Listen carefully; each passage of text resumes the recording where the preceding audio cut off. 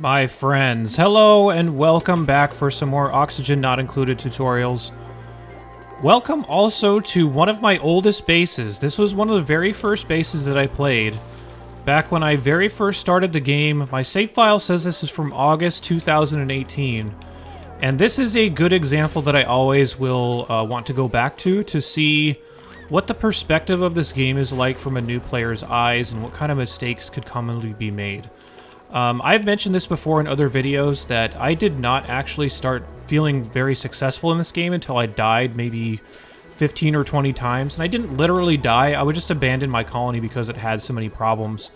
And I know that a lot of other players are in that same boat. And this whole video is going to be about how to deal with those mid-game problems and how to make yourself sustainable so that you can survive past that and get into the later parts of the game and eventually win. So yeah, let's talk about that. What I've managed to do here is I think I've identified the four biggest problems that new players struggle with when they're trying to get past this whole mid-game area and get more sustainable. So I'll just throw them up on the screen here. Number one is going to be a lack of oxygen because they've either ran out of their natural algae or they're not producing enough water. Number two is they have run out of food, so maybe they ran out of dirt. Again, it could be a water problem or something else. Number three is that they can't produce enough power. And number four is that their base is overheating. If we take a look at this base, we're suffering from most of those problems. So what I'm going to be doing in this video is kind of using my super old, broken, lost base as an example of where you might wind up and what went wrong and what we can do better in a future run. Or potentially how we could revive this one if we were feeling crazy. I don't think I'm going to do that in this video, but if you do want to see me revive this base, let me know down in the comments, because I'm considering what my next set of runs and content will be. So if you're interested in that, let me know, and we'll maybe try to revive this base. But yeah, so let's start off with the first point that I had, the first thing that I think kills new players. Not necessarily the biggest reason why new players die, but this is definitely something that can be common. So I'll just introduce it formally. Number one, running out of oxygen. This is going to be a lot of problems that are happening in this base related to this. Number one, and the biggest thing that I should have mentioned probably instantly, is that I have 59 duplicants, and I'm not even at 200 cycles. This is way too many. And I can only illustrate this by just clicking on a handful of these duplicants and seeing how much oxygen they're consuming.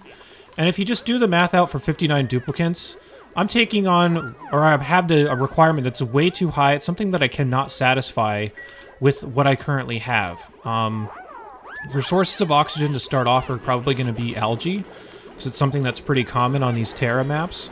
But once you run out of algae, if you're taking a look at my count here, I'm basically out.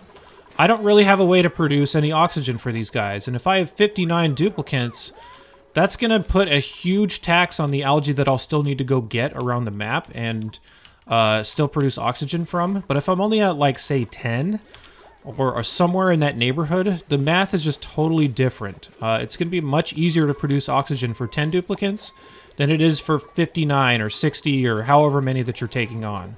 So definitely don't fall in the trap of taking on too many duplicants. And that's going to be a repeated thing as to why this base was considered a failure by me.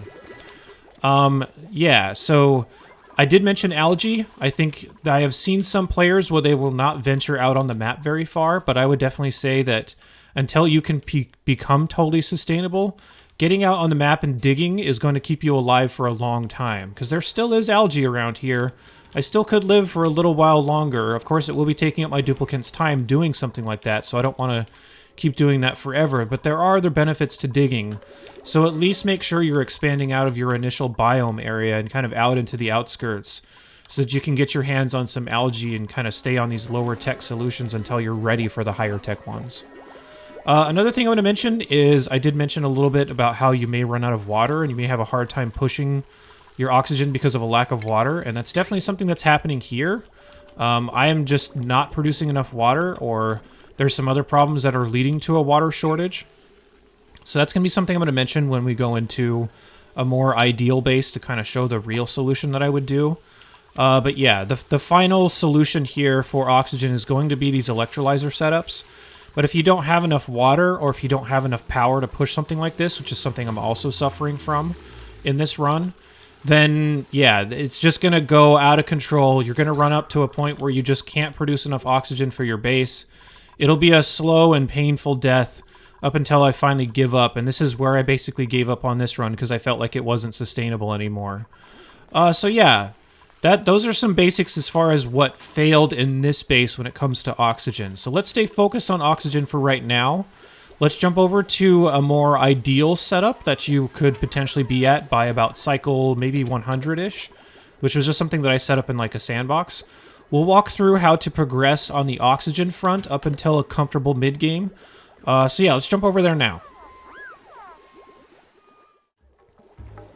Alright friends, welcome to the example base that I have here, which is kind of simulating what a base might look like around maybe cycle 100.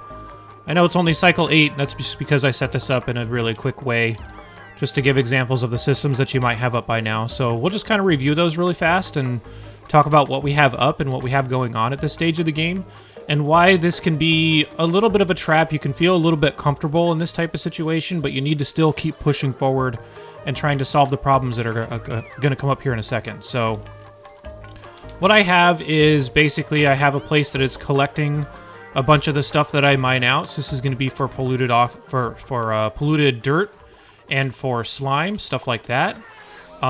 This is going to be important here pretty soon, so we'll address that. As far as rooms we have plenty of rooms for all the morale needs that we'll have. So barracks, Great Hall, Nature Reserve, we have a latrine. This is all pretty common. We have some ranching going on. We have some ranching that will actually provide coal for our power setup here. We have some ventilation that's blowing out all the gases that we don't want into space, mainly carbon dioxide. This is blocked, by the way. That's pretty funny. Probably want to fix that. There we go. We'll go ahead and just make sure that that doesn't get covered up again. But yeah, that's the whole idea, is we have a lot of our foundational systems up here, so we can deal with the elementary stuff. By this point, especially since we're focusing on oxygen, we're still producing oxygen from an oxygen diffuser. Make that 2, because we have mined out kind of the central area. And we're at 10 duplicants, like I mentioned before. I'm just going to continue to repeat this over and over. 10 duplicants is about the number that I would expect to have until you have all of your mid-game problems solved. It's a nice balance, at least as far as I've found, that will keep progress going at a decent pace, but also won't have too big of an expense on here. So each duplicant takes up about 100 grams per second of oxygen. 2 of these oxygen diffusers ought to be plenty for 10 duplicants, and you can live off this for a little while. So this is where I see a lot of new bases. They're about this size, maybe a little bit smaller sometimes, but they're about like this. And this is where a lot of new players tend to get kind of comfortable. This is where I would encourage you to not get comfortable and keep pushing outward to find the stuff that you need to find. Just pulling up my notes here. The stuff that you really need to find is you need to live off of this algae for as long as you can, I guess.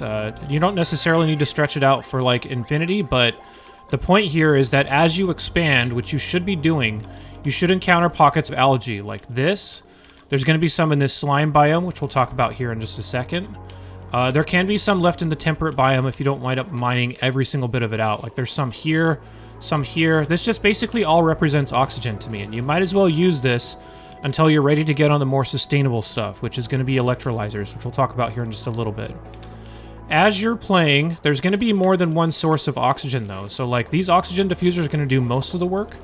But you'll notice that I pointed this out earlier, which are these storage bins. These storage bins are storing polluted dirt and slime for me, so that if I mine any of that out, especially on the DLC, there's maps that are just, like, all polluted dirt. And if I get slime from diving into some of these biomes like this, I'll just kind of do an example here real fast and destroy some of the water here because it's going to mess up our water down here, but whatever. If you were to mine some of this slime out, you want to go ahead and grab that slime and bring it back because that can be some free oxygen. Yeah, we're making a mess.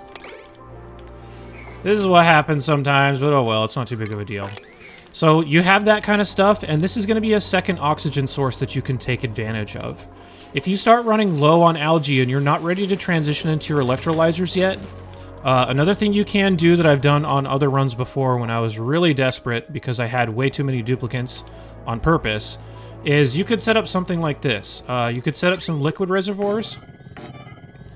Leave spaces in between for deodorizers. And by the way, the deodorizers are kind of key to this because they will clean any of the polluted oxygen that gets produced from these items that are inside these bins. They'll clean the oxygen so that you're not having a big germ outbreak. And especially in the DLC, from what I've seen so far, you will get negative debuffs from your duplicants breathing polluted oxygen. So that's kind of the whole idea with this setup. If you were to use polluted water, it's kind of the same idea.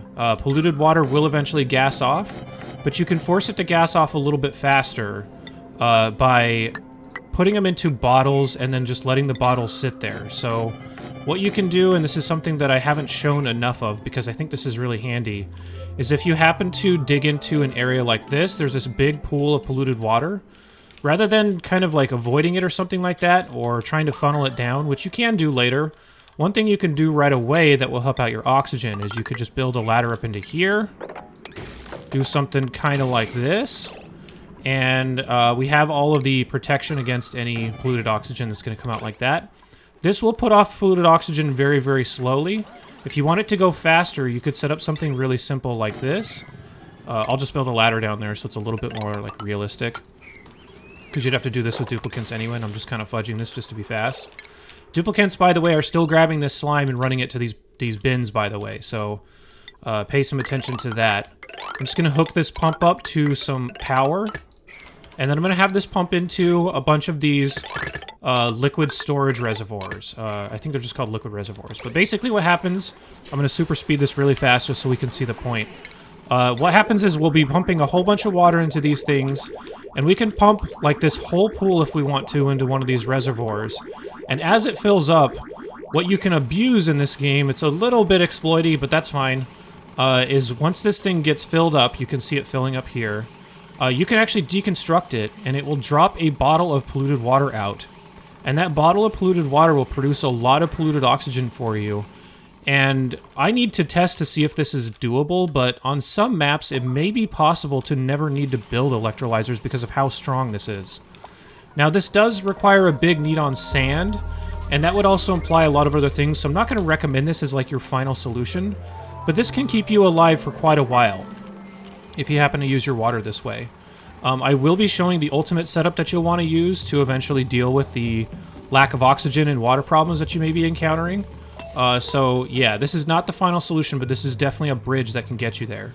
Just to complete this, if I deconstruct that, now we have a bottle of polluted water here, and if I just hover over this, you can see it's emitting polluted oxygen at about 200 grams per second. Just this bottle alone is going to roughly feed about 2 duplicants worth of oxygen until it runs out. It will slowly gas off, meaning that it's going to produce oxygen more and more slowly, so you can't just go ahead and rebuild these reservoirs here and just refill them and keep deconstructing them. This is not a lot of maintenance, but this is a great cheap option to get oxygen if you are really desperate, up until your electrolyzers are ready. So definitely a very cool thing you can do there. Now the final solution, I keep talking about it here a little bit, and I'm not going to go too crazy into detail because I do have a whole separate video about producing oxygen, but the electrolyzer setup is just so fundamental that you'll need to get used to building something like this. But however, I don't want you to just rush into your electrolyzer setup because I've kind of demonstrated the amount of water that you might have at this point in the game, and I don't think that using any of your starting water on electrolyzers is a good idea. You need to be able to conserve this water for quite a while. There's a lot of strategies you can do to do this.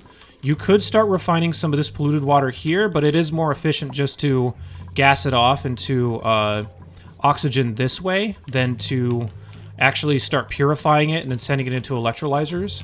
From the standpoint of time and from the standpoint of heat and stuff like that, this is basically a no heat option to generating a whole bunch of oxygen for you, and a very low power solution. But eventually we'll need to get on electrolyzers, but the point is, don't use any of this water, don't use any of the standing water you can find unless it's like a lot of salt water or something like that. What I would really encourage you to do, and I'm just going to keep talking about this quite a bit, keep digging around the map and keep going out as far as you can go until you start hitting the edges. And the reason why is because beyond this small little area, there is way more stuff that you need to have access to if you're going to survive the mid-game, from a power, from a water, from a resource standpoint in general. So I'd really encourage you to continue to dig. I'm just going to simulate this so that we can see a whole bunch of stuff around the map. And I'll show you why this matters. So if you're just looking at this at a glance, it's like, okay, cool, you found some ice, you found some other biomes, you maybe found some salt water, but there's going to be very, very valuable stuff that you can find in here, and we'll start looking for it here in just a second, just to demonstrate. So let's say we get all the way out on the map, we reveal a whole bunch of stuff, and here, now we start finding some of the good stuff. This is Saltwater Geyser. This is something that's pretty easy to find, it's usually visible. And the good thing here is that this is basically just free water. So if you have an electrolyzer set up, you need to capture something like this, and you need this water to continually feed some of your setups that are going to be ultimately constantly consuming water. Wow, that was 3 adverbs in a row, I think. Anyway. Yeah, so you definitely want to get out and explore. If you find stuff that's buried like this could potentially also be some kind of water-producing geyser. So you could use a little bit of a trick to reveal what that is. If you just go to your priorities, go to the top priority and make that the top priority, because it is something behind here. It'll tell you what it is. This is a water geyser. This is amazing. These are things that you definitely want to capture so you can start producing oxygen from them. So because this is a water geyser, this is going to be the one that I use. We don't have to spend any time cleaning our water and turning it into something else, because you will need to purify this and turn it into regular water and not salt water before you start producing oxygen from it. But something like this water geyser is awesome. So if you take a look at this water geyser produces about 10 kilograms a second. It's intermittent, but this is a lot of water, to the point that you could potentially push all of your oxygen needs for a long time off of something like this. So let me just go ahead and dig this out really fast. I'll show you very quickly. I do have other videos on how to capture this in a little bit more detail, but I'll just do this really fast. And if you want to check out those other videos as far as optimal ways to capture some of this stuff, go ahead and check that out. But what I would do is I would set up some kind of pump here. This will need to be able to resist the heat, by the way. Pay attention to that. I'd set up some kind of automation to only pump it out if it was worth pumping out, like if there's enough water in there to begin with. Then the water that comes out of here, I'd probably pump it through some insulated pipes. And then I would send it down to some kind of electrolyzer setup somewhere. And let's just build this really quickly, because this is going to be like your final solution for oxygen through most runs. So I'm just going to go ahead and delete like a big block here, as the game like super lags when I do that. Let's turn this down. There we go. So I'm just going to build an example setup here really fast to show you how these electrolyzers work and how you keep them running. So what you can do is you'll probably want to use some insulated tiles. There's a whole bunch of different discussion you could have about which ones to use, but if you just start off with any, that's totally fine. And you want to build a few different chambers here. So I'm going to build these about 4 tall, because that's usually what I do for anything that I'm building. I'll also build it to certain specs, but we're not going to worry too much about that right now. And then what I would do is I would reserve a few more levels, build them with mesh tiles, something like this. And by the way, I'm going to also say this, and I say this every once in a while, the setups that I'm going to show you how to build here are just going to be if you've never done this before. There are more optimal ways to do this as far as like how much space you consume and stuff like that. If you're interested in optimizing every little thing out of it, then that's totally fine. You can do that. I'm just going to show you a quick and dirty way to do some of this stuff. So what I would do is I would start off by building a section that looks something like this. The reason why is because when you have these electrolyzers, you need a few things that are going to be able to support them. So I'm going to build a couple of electrolyzers here. Depending on how many duplicates you have, this could be enough, but I'm just going to build it like this. And then for each one of these electrolyzers, I'm going to build 2 pumps, or maybe 1 if I have enough of them. The idea here is that when the electrolyzer consumes water, it turns it into oxygen and hydrogen, and it produces this much oxygen per second. These pumps can also only suck out that much per second. So you need about 2 of these pumps for every one electrolyzer, roughly. It also will produce hydrogen. So the bottom level is going to be where I suck out the oxygen. The middle level is where both of those are going to get produced. And the hydrogen up at the top is just going to be what's like the byproduct of it. It can also be used for power, which we'll talk about as well. So what I'm going to do is I'm just going to hook this straight up to the water geyser. You will want to store this in some way, by the way, so I'm just going to do that really fast, just so that if the water geyser is erupting intermittently, you have a way to store this. So I'll just throw down a few of these real fast. And you can do more than this. Again, I'm not being overly scientific. I'm just trying to demonstrate the idea for players that have never done this before. So you'll have something like this. Let's go ahead and just set up some cheater power generators here for the time being, but I'm going to show you a little trick that comes with these electrolyzer setups also. There we go. Then you'd have something like this. So the idea is that when you started getting water, and I'll just go ahead and fill this up with water for the time being so that we can see. Whoa. Molten uranium, what is this? Crazy stuff coming out. Alright, anyway. Water, it's going to come out of here pretty hot. As far as I understand in Fahrenheit, it's about 200 degrees, something like this. So we just go ahead and fill this up. And set this to if we detect any water above a certain amount. It doesn't need to be anything scientific, I just don't want to waste power pumping water from there if there's not enough to warrant pumping it. So I'll hook this all up to power, and now we have a setup that is pumping freshly made water. This is totally renewable water. I'm getting it for free. I don't have to do anything on the regular to keep this up. The water is going to be pumped out, and it's going to be pumped straight into these tanks, which will then flow out of this pipe, and then straight into my electrolyzer setups. Once I have this running, this is going to start producing oxygen for me. And you'll notice that I have this all encased in this area, and that's because if I'm producing oxygen from this very hot water that comes out of this geyser, it's going to produce hot oxygen also. Which, by the way, I should probably build this out of something that can resist this heat. That's something else you need to pay attention to that I should have covered, but we'll just rebuild this really fast. You'll want to build this out of gold amalgam. That's one of the more available things that you will have to resist the heat for you. And the same thing goes for any of the gas pumps. So we'll just go ahead and throw these down real fast. Something like this and like this. So it'll be producing really hot oxygen, which means that if you blow this back into your base, it's going to be too hot for your dupes to live. It's going to be too hot for your food. It could disrupt some of your ranching that you have going on here. But this is the basic setup, meaning that there's only a couple more things for us to do. One is we need to actually pump the oxygen out. So I'm going to set up something like this for the pumps that are supposed to grab oxygen. And the reason I have this coming at the bottom and at the top is because the bottom is going to be only pumping out oxygen because it's naturally going to drift down compared to hydrogen. The hydrogen will all drift up.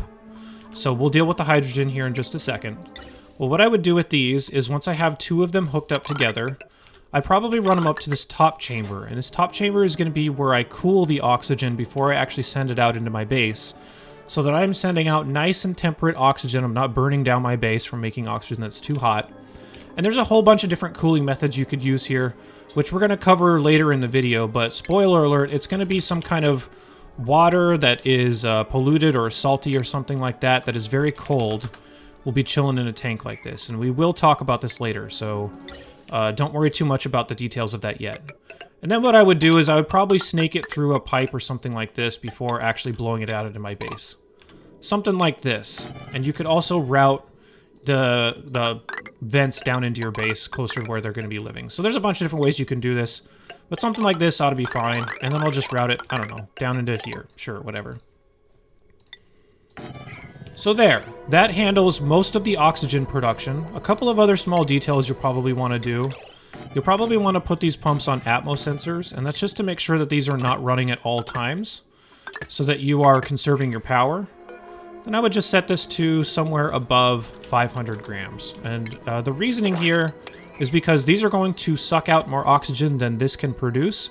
And I don't want this to be running if it's only sending or pumping out like a tiny bit of oxygen at a time. I want it to be pumping out as rich of pockets of oxygen as I can.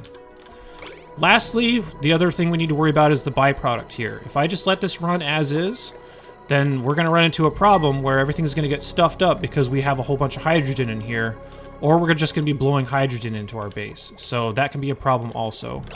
By the way, the effects of the cooling, the oxygen's coming out of here at about 90 degrees. You can see all the other measurements as well. It's getting pretty hot. You don't want to blow this back into your base. But once it passes through this cold water, if you're using these radiant pipes, it cools it way back down to a temperature that's really cold. This is basically like air conditioning for your base. But yeah, let's move on to the hydrogen so that we can close this out really fast. The hydrogen, you'd want to run into a hydrogen generator. You can also run it into some overflow tanks or something like this. I'm going to be a little bit messy and a little bit fast about this, just so that we can move on to other stuff. But basically, you would have something like these gas reservoirs. You could store it this way. You don't have to store it this way if you don't want to. But the idea here is you're going to run this into a bunch of these reservoirs so that you can store this for whenever you need to produce power from it. So you're kind of getting some free power off of running a setup like this, and if you set this all up correctly, especially with the automation that's down here, you'll actually generate more power from this setup than you will require. So very cool stuff that you can do with this. And I'll just go ahead and hook this up to a battery. If I were to hook this up to a smart battery, that would probably be best, so that we're only generating power when we really need it. Again, I'm just being fast about this stuff. I have a whole video about all these different subjects, so feel free to check those out if you need more detail. I'll just set this to turn off when the battery's at about 80%, turn on if it's anywhere lower than 20%. And there you go. The last thing we're probably going to need is to make sure that we're not pumping oxygen out of here through our hydrogen vent. You can see that there is oxygen getting mixed in there, and I don't want to send it into these because it'll break it. So the last little bit of power or automation you'll probably want to do, and you can do this in a bunch of different ways. I'm just going to do it in a super cheap way of saying that if there is hydrogen like here, and it's been there for a while, then I'll know I can turn this pump on. So I'm going to use a gas element sensor to sense if there's any hydrogen. Maybe I'll send it through like a filter gate or something to make sure that it's been there for a little while, so something like this. And this will make it so that this has to be soaking in hydrogen for however long I specify this for. Let's say like 60 seconds before we'll actually turn on the pump, to make sure that only hydrogen is coming out of here. So this is a very rudimentary, very simple way to set something like this up. But once you capture something like this, you might need more than one source, to be fair. Once you capture something like this and you can send it into a setup like this, now your oxygen needs are totally satisfied. You can start even deleting some of the other diffusers that you have, because you should be capable of producing enough oxygen for the duplicates that you have just with these two machines and just with this number of duplicates. So this is pretty much how to deal with your oxygen long term. And again, I'm gonna say this a bunch of different times if you wind up watching this whole video. You'll want to make sure you're not taking on too many dupes before you reach this point, and this is a point where I would really just call sustainability, because if I have sustainability on my power and everything like that, and if I have sustainability on my water, then this is going to run unimpeded forever, as long as I have the supporting things that I need. And that's kind of the whole idea of this, is how to get past that mid-game, how to be fully sustainable, all that fun stuff. So as far as oxygen is concerned, this is how you get to be sustainable. So I'm going to just go ahead and stop with the oxygen stuff here. I have a whole other video that talks a lot about other oxygen options. But if you're getting stuck in the mid-game, yeah, this is definitely what you want to do. Alright, let's move on to the next thing that I think is going to kill players.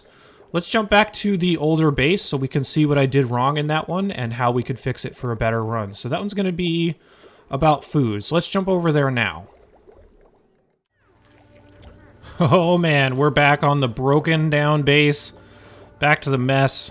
Back to seeing what we did wrong here. Let's talk about the second item, which is going to be one of the most common ways that new players die, and that is, dun dun dun dun, can't produce enough food, likely because your dirt or water is depleting. There could be other reasons as well, which we'll get to. So let's take a look at what I did wrong in this run. I'm going to harp on this. I have 60 duplicates, or 59. One of them, I think, died in one of my other sections of the video, but we're back to where he wasn't dead, so hooray. Yeah, I have way too many duplicates here, which means that I need to grow an insane amount of food to try to keep them up and running. And the food sources that I'm using are really not very practical. The blossoms are okay. The mealwood's okay. The peppers are not that great, but the most important thing that I am skipping here is I'm skipping an efficient way to get totally renewable food.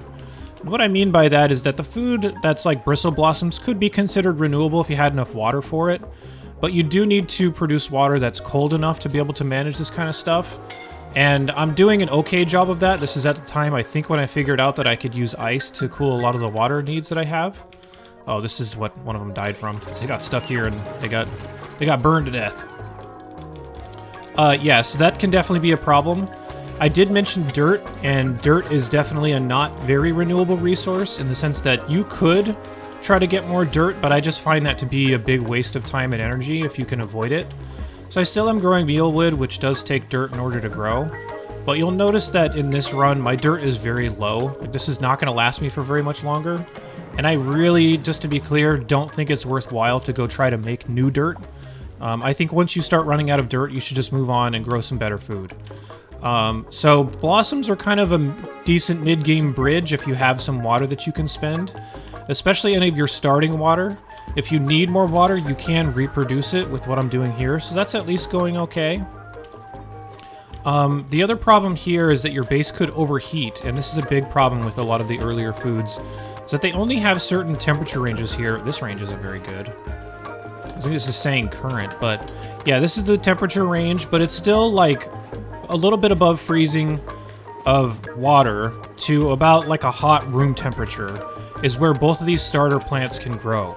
Anything beyond that is going to be too hot, and I'll see a lot of people dying to overheating, which I'll talk about a little bit later, but that could be another reason why you're not able to produce food. Another thing in this one that's been a big problem is I have a lot of power problems, and that can be a problem if I can't, like, run my lights, for example, or if I can't power anything that's keeping my food preserved. Food is basically a very simple input and output system, so like if I put in resources, I'm going to get out food.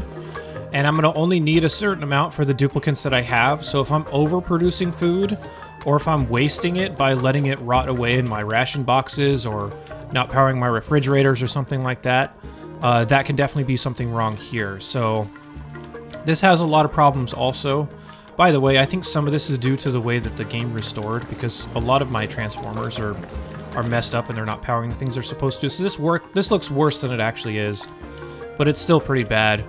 So yeah, those are kind of the things that I'm messing up here. And when I do say, like, fully sustainable food, I think I didn't finish that thought here. What I mean is, like, for example here on these Drekos, I could be getting a lot of free meat by just encouraging these guys to produce as many eggs as possible, and then moving those eggs somewhere where I can then kill the critters, like, very regimented, and get meat from them, which requires basically no resources if you have something like this, which is what I'll talk about here in just a bit. So yeah, those are the ways that I messed up on this run. Let's go back to our typical setup for like a beginning of the mid-game, I guess, maybe cycle 100-ish. Let's look at what we should do the correct way if we wanted to survive the mid-game when it came to food. So I'll see you there. Alrighty, we're back here on the kind of like ideal mid-game base. Just an example one that I set up. If you happen to skip to this chapter, this is basically a setup of what I would imagine a new player's mid-game base might look like, assuming everything was going well. I'm not going to review all the different components of it. We'll just talk about the components that are important for food. So, let me rewind in time just a little bit. Rather than assuming we're at like cycle 100, let's assume that we're at cycle maybe like 10. By the way, let me turn this on. Let's say that we're still on our basic farm tiles. Oh man, can't do that. Boo. Get out of here, Gossman. Let's assume that we're still on our basic farm tiles, and let's assume that we are still growing mealwood on all these. So let's assume that we're still doing something like this, and we're using mealwood because that's the first thing that's available that doesn't require a ton of setup. I would definitely encourage you to stay on this mealwood for as long as you can tolerate. And again, like I was saying in the last section, I think once you start getting low on dirt, it's not worth it to try to retain this mealwood. I think it's better if you try to go for a different food solution after this is done, only because making new dirt can be kind of a long process and can be kind of annoying to keep up. Also, if you're expecting to keep your colony off of running off of renewable dirt, I think that's pretty silly. There's other things that are a lot more renewable than that, so that's when I'd say to transition. But the thing that's important about any of your food transitions is you want to make sure you're actually using your resources well. So if I'm using dirt on this, I don't want to be using dirt on other things that can be very, very expensive. With the exception of maybe your outhouses. Your outhouses, you will use dirt. It's not going to be a huge amount, but it will be something. So if you wanted to switch off of that, you can. It's not a problem that I think is like a top shelf problem for getting in or out of the mid-game, so yeah. Well, let's say you're using up your dirt. Let's say you have it open here, something like this. And once you get down to maybe like 30 or 40 tons of it or something like that, that's probably when you want to start considering switching off. And the thing that you'll want to switch onto is going to be one of two things. It's either going to be bristle blossoms, which is what I have here, or it's going to be barbecue via ranching. Most of the time, especially when I was a newer player, I found that I needed to switch on to Bristle Blossoms, so we're going to be focusing a lot on that in the video. Before we get there, let's talk about resource conservation mainly, because that's going to be a big deal for a lot of newer players and something that's not immediately obvious. So we already talked about conserving your dirt. Let's talk about ways that you could potentially waste it, and also waste it on wasting water, which is going to be the next thing you're going to use to grow food. So if I were to build something like this, which can be very tempting of a new player, you could see this and be like, oh, there's food. Let's build some mush bars. The problem is that every single mush bar wastes a lot of dirt, and it wastes a lot of water, and it really doesn't give you a lot of calories. By comparison, the amount of dirt that you spend on this is significantly less for much more efficient food quality. You're also wasting water, which is very precious, and I'm going to get into that here in just a bit. Another thing to be sure of is also while you're growing this mealwood, don't use this to make lice loaf either, because you will effectively just be wasting water on pretty low quality food. So this building in general, this microbe musher, I'd say just don't even build it at all. That's definitely one of the bigger new player traps, I would say, so don't worry about that. But what I would say is that if you use the bridge to get into Bristle Blossoms, these guys also have their own requirements. They will take water, so you'll need water to keep these things fed. You also will need to maintain a certain temperature, which we'll talk about a little bit later. As far as the water goes, on these Terra maps in particular, usually spawn with a pretty good pocket of water. And I've simulated what it's like to effectively start running out of that at maybe cycle 150 or something like that. By comparison, if I was to measure out how much water you'd actually start with, and if you got it all into one pool, it'd probably be something like this. It's going to be quite a bit. So this is also something you're going to want to conserve, because this is going to be how you're feeding your plants for the next little while.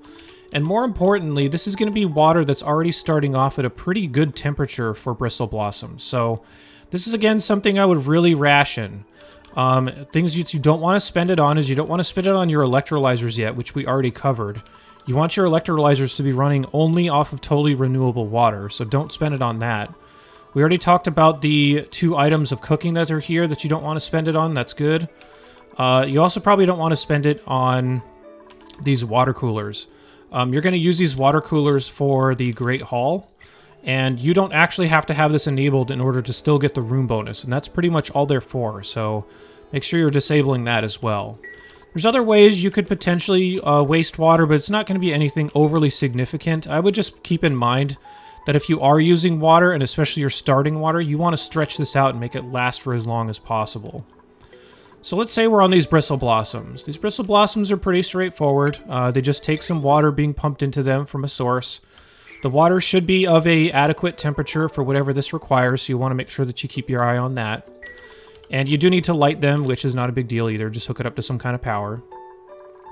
This is going to sustain you for kind of a long time, and this is one of the easier corners to turn going from Mealwood to Bristle Blossoms. However, staying on Bristle Blossoms and going into your next food source is where I died a lot. And that's, I think, where a lot of other new players kind of get stuck, because it's not very clear immediately that these things have temperature requirements. And it's not necessarily the temperature of the air, it's the temperature of everything. So if you start feeding it more expensive, more hot water, that could potentially overheat these as well and cause them to not grow. So those can be a pretty big problem as well. And if we need to recycle some colder water or generate some colder water, let's talk about that. So this was the first thing that kind of blew my mind when I was playing this game, is that I could actually generate cold water, and I couldn't figure out how for the longest time. So what I did is I started seeing something like this, and I was like, oh, cool steam vent, this is going to produce water for me. The problem is that this produces it at a very high temperature, so if I were just to take this and pump it straight into my blossoms would die, and then I'd be out of food and be like, oh, what just happened? And that's what happens. You're feeding water that's too hot. So if you want to continue to feed these things the right temperature of water, what I eventually figured out is that you can use this. You can mine out some of this ice. You can carry the ice to a hot pool of water. You can turn that into colder water, and then that can be your new source for these Bristle Blossoms until you get something more sustainable set up. There's a lot of different ways you can do this. I'm not going to go crazy about this, but let's just pretend that we found one of these cool steam vents, because this is one of the first things that you find. maintaining these can be a little bit of a problem. So actually, on second thought, I'm going to say to probably not do this. Only because I don't want to direct new players at using that. Now that I'm thinking back to my experiences of this as a new player, I struggled a lot with taming these, so don't worry about those for right now. What I would do is continue to explore for some other water sources. And we saw this earlier, if we were looking at the earlier section, we saw this saltwater geyser. This is something that's going to be a little bit more reasonable because it's a little bit easier to work with than the steam vents. It's also going to produce a lot more water. So I would recommend something like this. But in order to feed to these bristle blossoms, we're going to need to do two things, and that is, one, make it regular water and not salt water, but also cool it down to a temperature that we can use. So what I would do is I would try to find somewhere that's near one of these ice biomes. And again, I'm going to be very kind of quick and dirty about this. This would obviously take a lot longer and a lot more effort in a real game. So I'm just going to go ahead and reveal this really fast. So what I would do is I would have some kind of tank of water that I would start to build. That's going to expect water that comes from this and start mixing it with some of this ice. And I'd build it somewhere near the ice biome so it's easy for them to fill up. Again, you don't have to do things this way, but this is what I found very successful for me as a new player.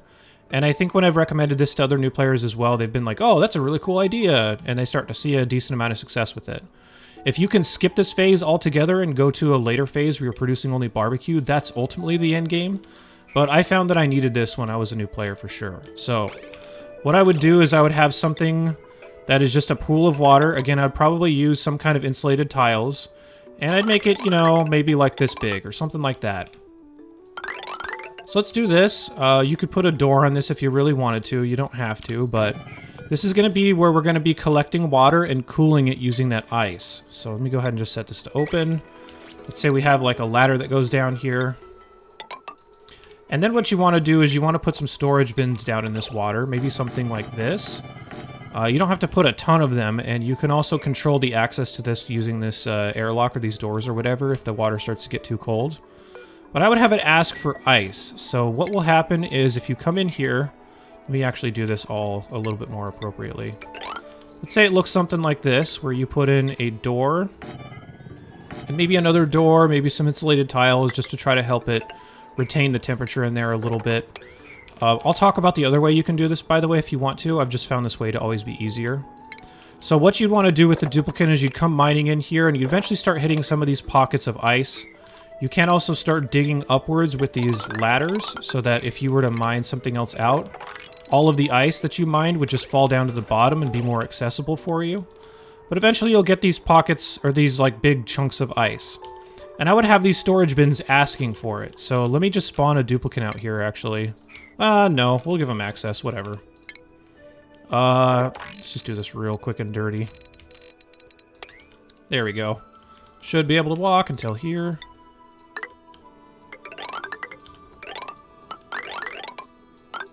There we go. Nice and messy. But you know what? If it works, then it works. So I'd have it set up something like this. And then once my duplicates have access to it, I would go to this box. I would say, I want ice. And only regular ice, by the way, not polluted ice. That'll produce polluted water. I'm going to only ask for a small amount. Let's say like 1,000 kilograms. This can hold up to 20 tons, so if I'm only asking for 1/20th of that, that'll mean that the ice is going to melt faster. And I'll also have more surface area if I want to spread it out amongst a bunch more bins. So as for the actual hot water and the renewable water, let's go ahead and capture this like we did before. I'm not going to go too far into detail about exactly how to do this. I do have a whole separate video about all this kind of stuff, once again. But the basics are throw some kind of pump in there, throw some kind of automation to make sure that I'm only pumping it if it's worthwhile. Going to grab an insulated pipe, and I'm going to run that water down to a place that's near where I want to start cooling it. And because this is salt water, we have to actually refine this into usable regular water. So let's go ahead and drop a desalinator. And let's have that desalinator run into here. And then down into our tank. And we'll get this all running here in just a second. Let's go ahead and drop a cheater power generator because we want to do this fast. Hook it up to power. And then also set up our automation. I only want this to pump if there's a good amount of water in there. So I want to make sure it's above some quantity, so that I'm not wasting power pumping it when it doesn't need to be pumped.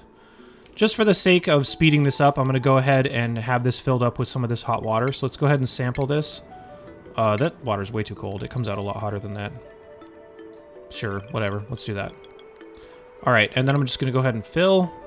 So let's say that this has been erupting for a little while and we have some water in here. We're going to go ahead and pump it down. It's going to be pumped out into our desalinator. And our desalinator is just going to drop it into this tank. And it will drop right on top of the boxes that should contain ice. So we'll see kind of both of those happening at the same time. So my duplicates are coming over here. They're grabbing the ice. And they're leaving to go on break because they're trolling me really hard. So that's very nice of them. Let's super speed this so that they come back and do their job. But yeah, I can't just directly pump this out and feed it straight in my blossoms. That's way too hot. So when they come over here, we'll hopefully see it melt pretty quickly. Oh, we want to make sure to build this out of something that can resist the heat as well. Something that I'm routinely forgetting, apparently. I want to build this out of gold amalgam so it doesn't overheat, because the water that we're dealing with is very hot. Alright, let's speed this up. Get them past their bathroom breaks and stuff. Here we go. Alright, they're back. So we're going to start loading up these bins filled with ice. And once they've put the ice in there, you can see when the ice comes in contact with this hot water, it's going to start heating up and it will eventually melt. I don't know if I'll be able to simulate this fast enough to eventually melt one block. But maybe. Maybe we can check back on this too. But the result should eventually be some cold water that I could feed into my blossoms. When you're ready for that, you can go ahead and drop a pump. And you could put this pump on a sensor to make sure you're not pumping out hot water. So let's go ahead and put this on a thermosensor. And say this is only allowed to pump water out if the water is below, I don't know, let's say 70 degrees Fahrenheit. Somewhere in the middle of its range. So for Celsius, you can definitely translate that. Somewhere in between the numbers that show up here in whatever temperature scale you're used to. So right now, it's too hot. So I would not be pumping it out. It's at 176. We've got a lot of cooling to go. But this is why it's getting this set up earlier is important. So that by the time you start to run out of your natural water, you can replace it with the water you just manufactured and kind of hook it into your system like that when it's time. This should ideally be happening as you're running out of water. And this water system is going to be something that's going to be useful for a lot of other things throughout the run as well. So this isn't the only thing that it's useful for, but this is the basic idea of how to manufacture that water that's going to keep your food up and running for a little while. What's this at? Yeah, it's only at -10. We've got a little ways to go before it starts to melt, so maybe we'll check back on that.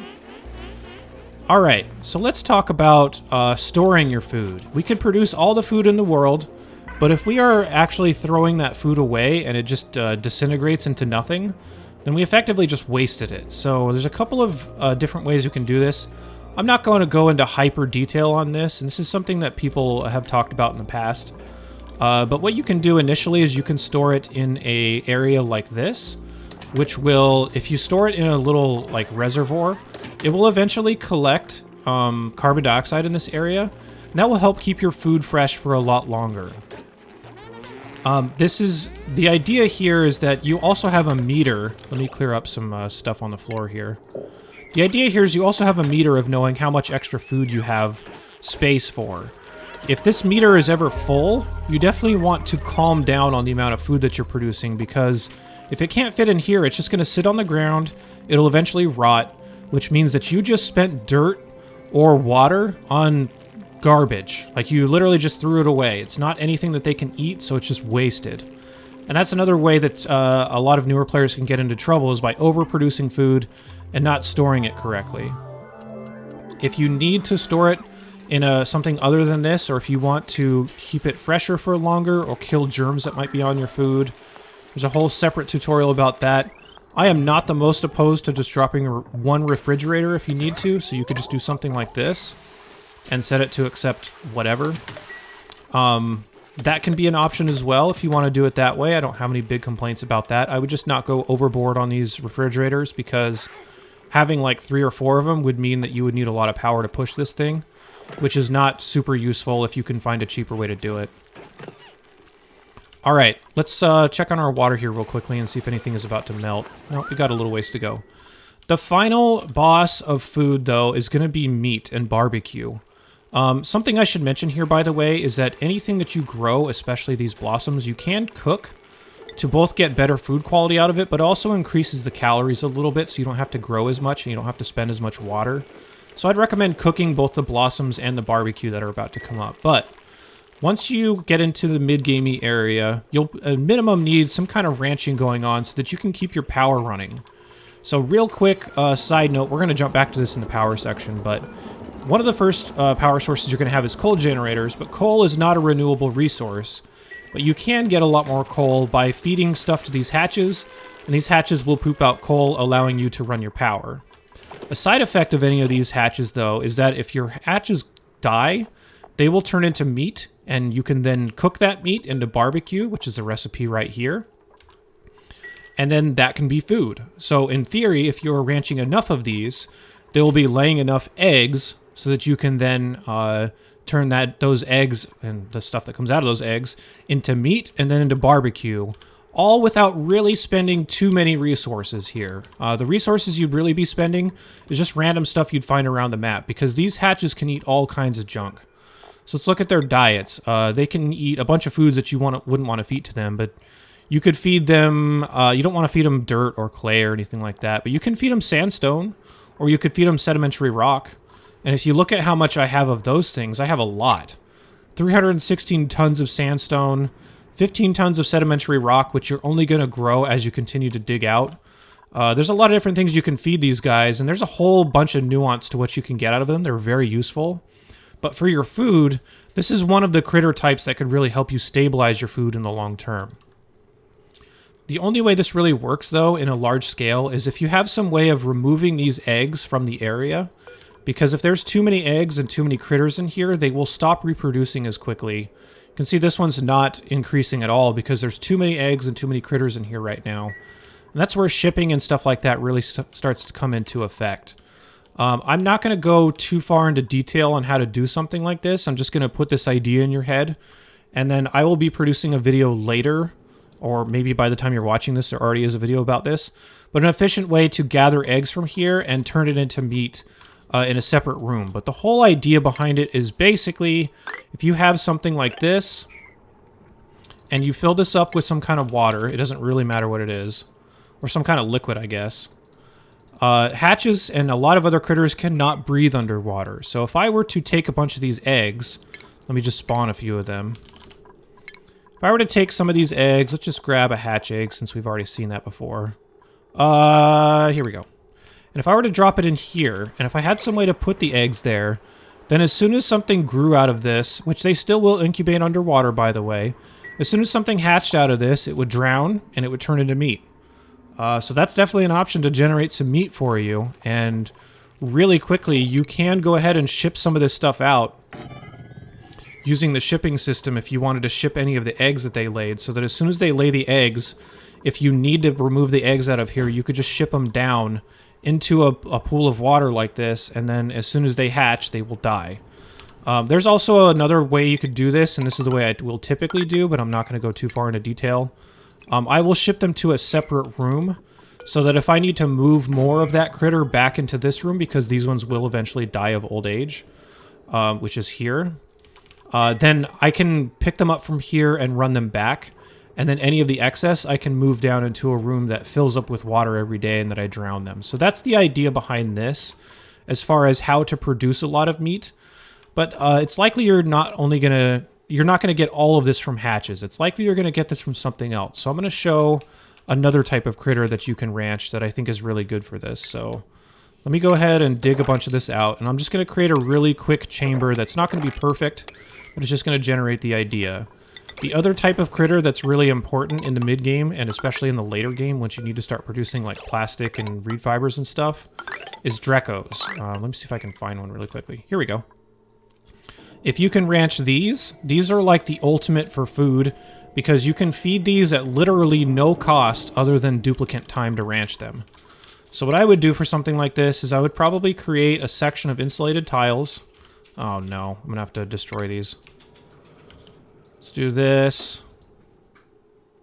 Sure.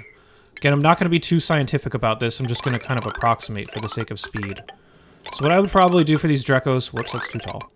Is I would create a chamber that looks something like this. And notice I'm using tiles here because I do need to make it warm for them to be able to eat the food that grows in there.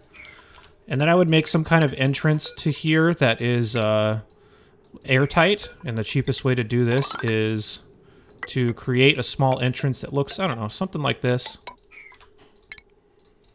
And then fill it up with just a little bit of water. Like that. And then what I would do on the inside here is I would make sure that this is all chlorine. And the reason why is because these things will eat just straight up plants. Like they'll eat a few plants that grow. If you take a look at these is one of the things that they eat. These balm lilies, they don't take anything. All they have to be is in chlorine, and that's it. So if I were to set up a chamber that looks something like this, let me just go ahead and rebuild this really fast.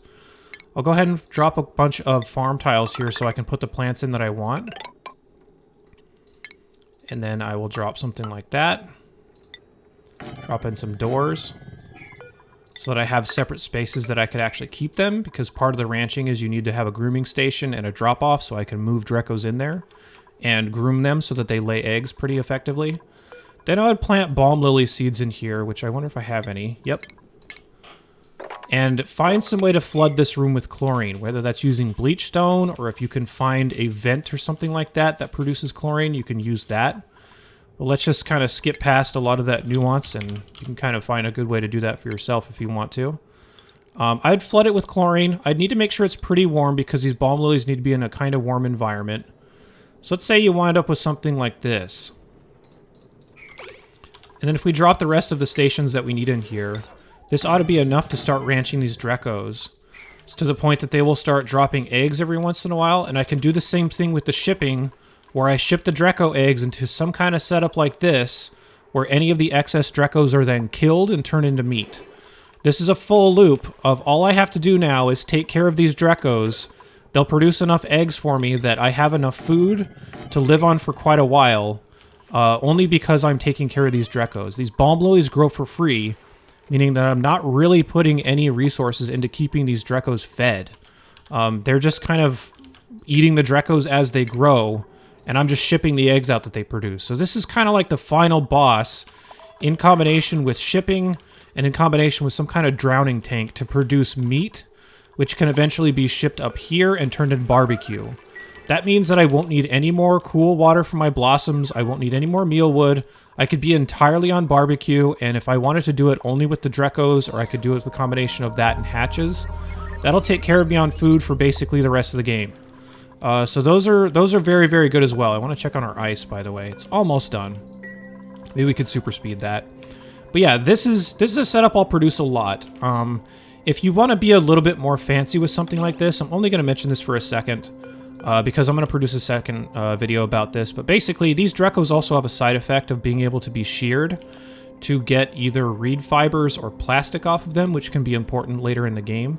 You can put also some hydrogen in here, which can be a little bit annoying to manage. But the hydrogen can live like in a spot like that. And the Drekos will eventually regenerate their scales. Oh, you need to make this airtight, by the way, which is something that I didn't do because we're being sloppy. There we go. So if you were to have something like this, you'd have some hydrogen there. The Drekos would eventually regenerate their scales. So this is not the only way to set this up. I typically will skip the hydrogen, though, because you can get it by having this intermediate room where you ship all the eggs to, and then once they turn into adults, you can shear them and then kill them. But yeah, that's kind of the final boss of food. There's a lot of other food types you could mess around with if you really want to, like these peppers. You could mess around with sleetweed if you really wanted to, or you could just grab the naturally growing stuff, but I just would not recommend that. I think this is the easiest and most proficient way to do it. So this is what I would recommend. You also need suits to go in here, by the way, which I might as well set up really fast. Which is kind of also why the reed fibers are important, because you need those to make these suits.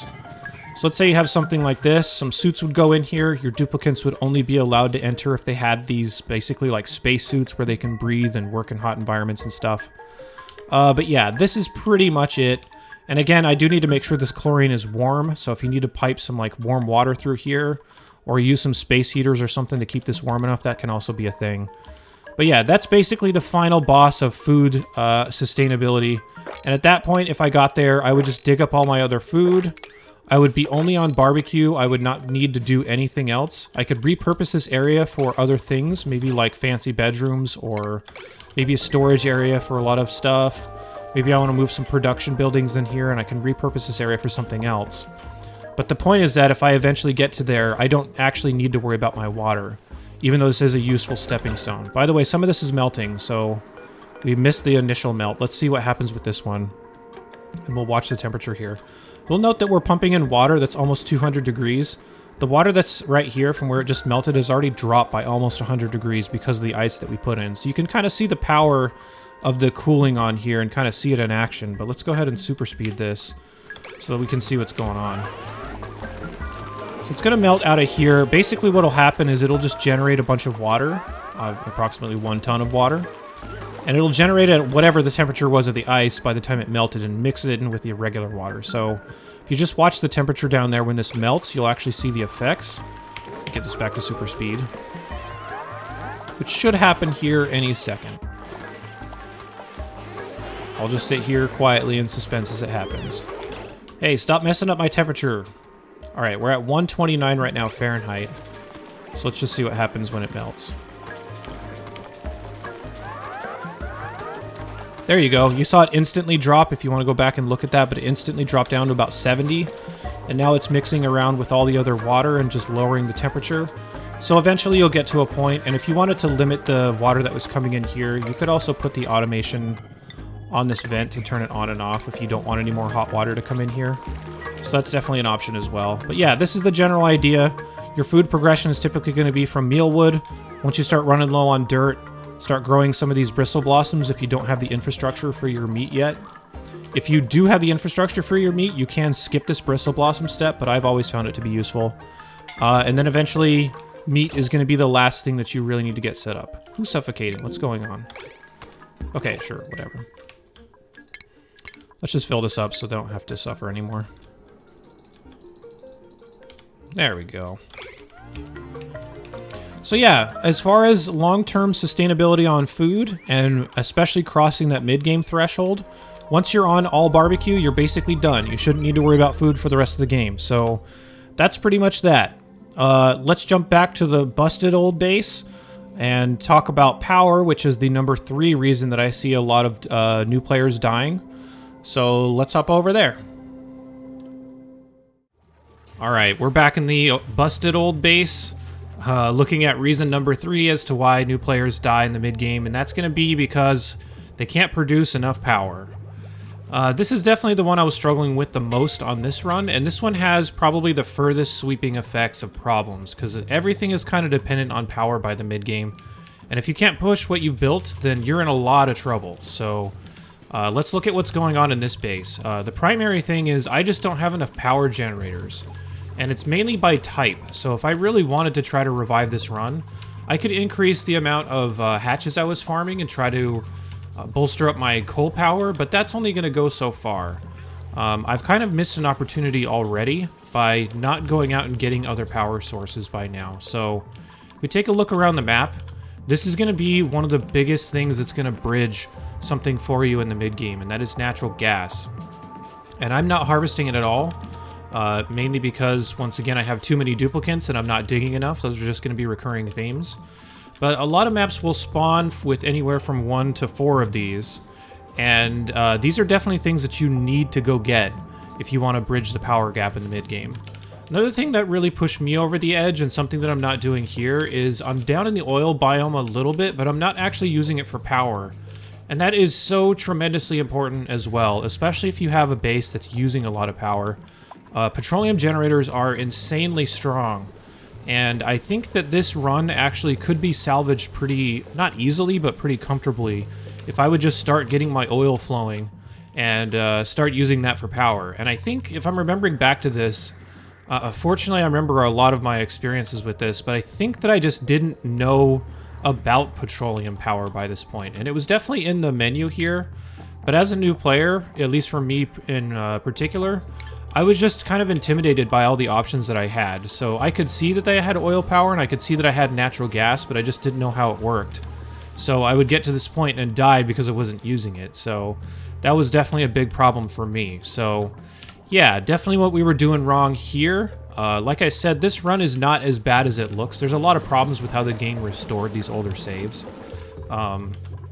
But the bigger problem is still, I could maybe salvage it for another, 20 or 30 cycles if I improved what I have here, but ultimately, I just need to go in a totally different direction and just get more power sources, and that's the biggest problem. So, let's jump into the good run, I guess we'll call it now, the example run, and I'll show you how to kind of bridge from the early-ish to early mid-game power sources into the even late game. You can get away with this for a long time, so let's jump over there really quick. Alright, back at the good base, or at least the example one that we've been building up with our previous steps, or previous items that I think are killing players in the new game. Let's talk about how we would set up a good power setup here from the mid-game and onward. So the first thing to make sure of, and this is something that you probably want to make sure you're already doing, so we'll just start here, but make sure that you have a good amount of hatch ranching happening, and that you have a setup for your coal so that you can make sure that you are actually not running at a deficit of coal on a regular basis. This can be a problem that some new players face, and I just wanted to cover this base rather than just assuming everybody already does this. Some things that you want to make sure with this is use smart batteries. Smart batteries are going to be a way to make sure you're not burning coal excessively. And you'll note that I have power flowing to stuff right now, but I'm not burning coal because I'm using a smart battery. So there we go. Battery just got low enough. It told my generators to turn back on. This is a huge deal, and this is something that I think is really easy to overlook.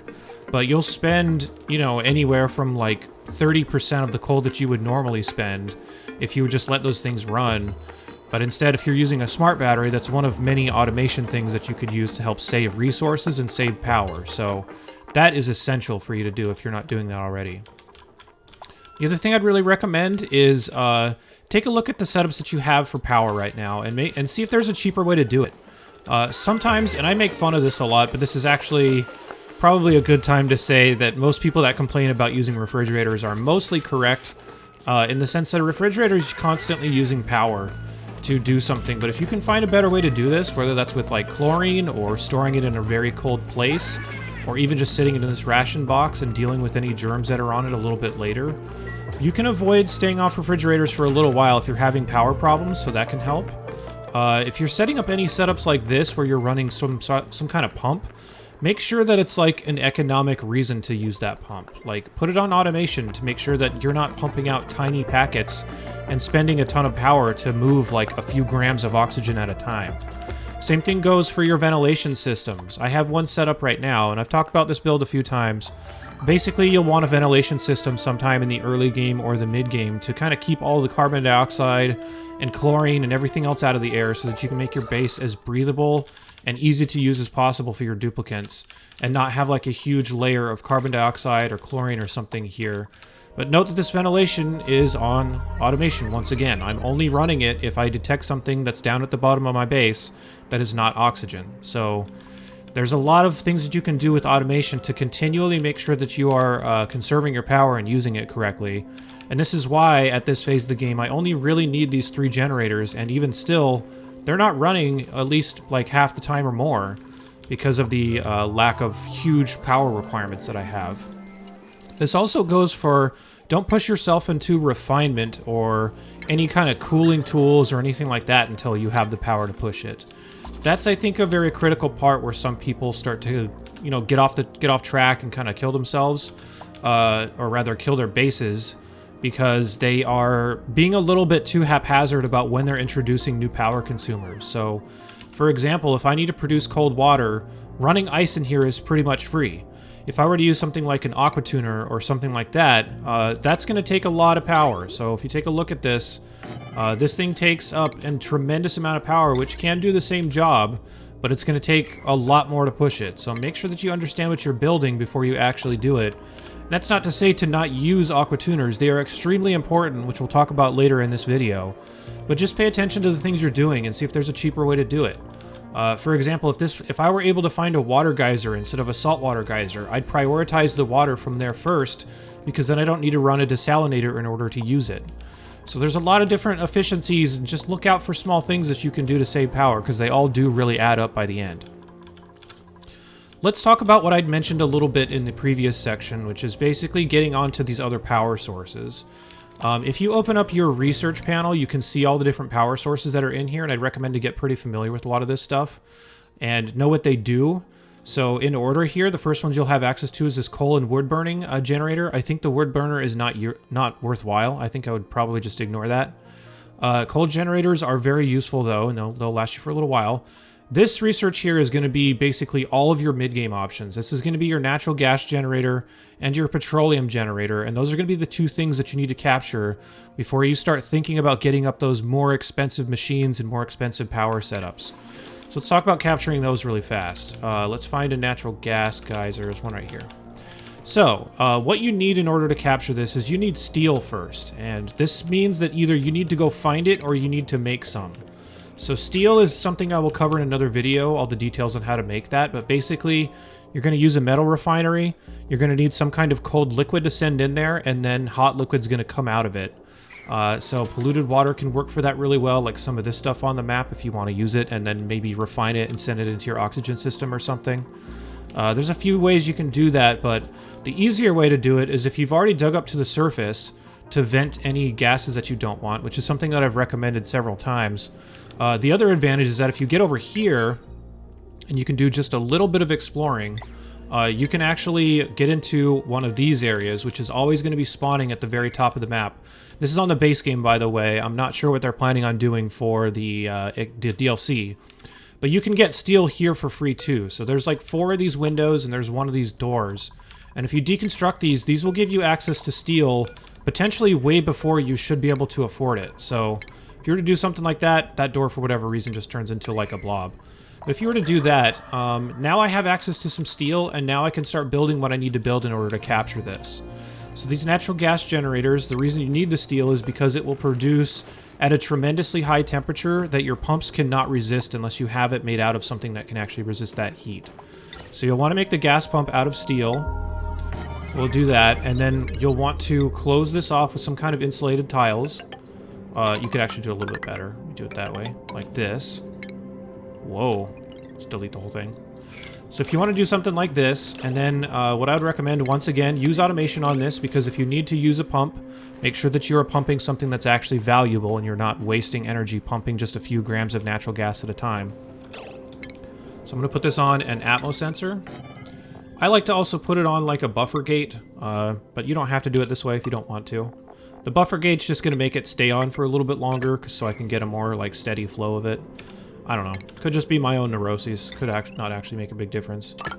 Then once you have that, what you want to do is not just directly pump this straight into power producers. You want to store it because you only want to run your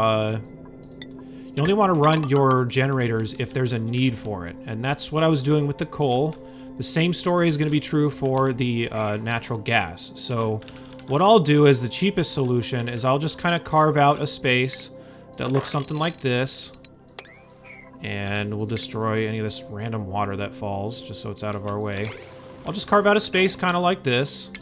And then, oh. Stupid cool steam vents, boo. Then I'll just build an area out of insulated tile. Maybe something like this. And it doesn't necessarily need to be this big. You can also store it in some other containers, but those containers need to be made out of steel so they can resist the heat also. So these things do have an overheat temperature. So I usually just store it in a room like that. I will often vacuum this out, but if I don't have time to, then I'll just filter it as it comes out using some of this kind of stuff. It's automation, which, you know, you can do whatever you need to do on that one, but it should only be temporary as you get all the other random gases out of here or until it stabilizes. Then I'll put a gas pump in here, probably made out of steel. Maybe just put it somewhere nearby. And this, again, I need to make sure that I'm pumping it out only if it's valuable. So Atmos sensor, once again, let me make sure that I have enough to pump out. Maybe above like 1,500 grams or something like that. Could go a little bit lower. Let's do 1,000 actually, because this is a huge room. And, oh, one other thing I forgot. Automation on this, I always set it to about above 1,500. The goal here is you want to empty this out as much as you possibly can so this thing can flow. Otherwise, this will get blocked up as it is right now, and it won't continue to erupt, which means that you're missing out on any free natural gas you could get. Sorry, anyway. back to our storage room. So what I would do is I would run some insulated gas pipe from my natural gas geyser. I'm so bad with names, you guys. I'm sorry. And I would run it down into that room. Of course, I'm just going to be kind of going through stuff right now just because I'm making a mess. But I just probably drop it off somewhere like this. One thing you can do, if you happen to have access to plastic because of any Dreco ranching that you've done, or if you happen to find any on a DLC map, or if for whatever reason you're already down in the oil biome and producing plastic, you could make this out of a high-pressure gas vent, or you could also potentially come back here and replace this later. It may leak some of it out, which is why you want to also set up a system to capture natural gas and potentially send it back into this room if you happen to collect it. I'll get back to this ventilation stuff here in a bit, because I know I'm just kind of glossing over it, but I'm realizing it is a little bit more important than I'm making it sound. Alright, so what we would do is we would set up a power cable over there, and then this would need to run into natural gas generators. So I'd probably drop, I don't know, 2 or 3. You'll also note this is going to produce polluted water, so that's something you need to look out for. But once I have that set up, and if I have a way to deal with the polluted water, it's not a lot, so you could just have it like run off the sides or something like that, and just expect it to collect somewhere and pump it out or dump it somewhere or whatever.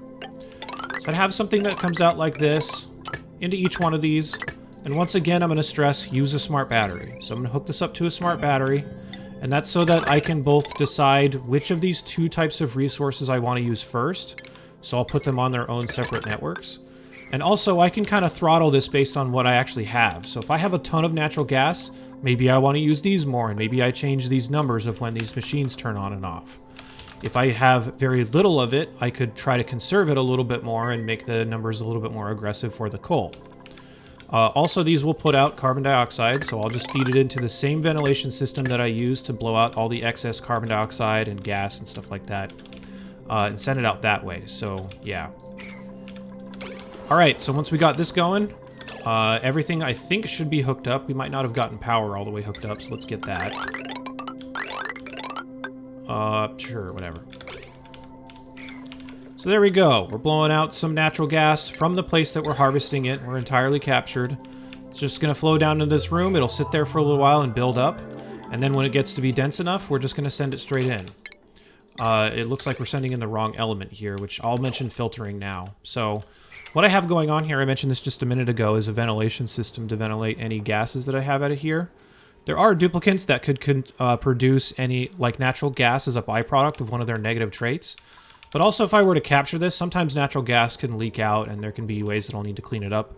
I don't want it just sitting in my base, so what I can do is I can just set up some filtering, like I already have right now. So whatever gas I suck up from the bottom of my base, it's going to go through a whole bunch of filters to go off to places that they want to go. So, for example, this filtration setup is for chlorine. So if I detect chlorine, I'm just going to store it in these tanks because maybe I want to use it for this room. Or maybe I want to use it to kill germs and store my food in or something like that. So there's some uses for chlorine. Same thing, we're just going to set the same thing up for natural gas. So the way you want to set this up, and I've talked about this a lot, just add a gas pipe element sensor. You'll want to set this to the element that you want to effectively filter out, so natural gas.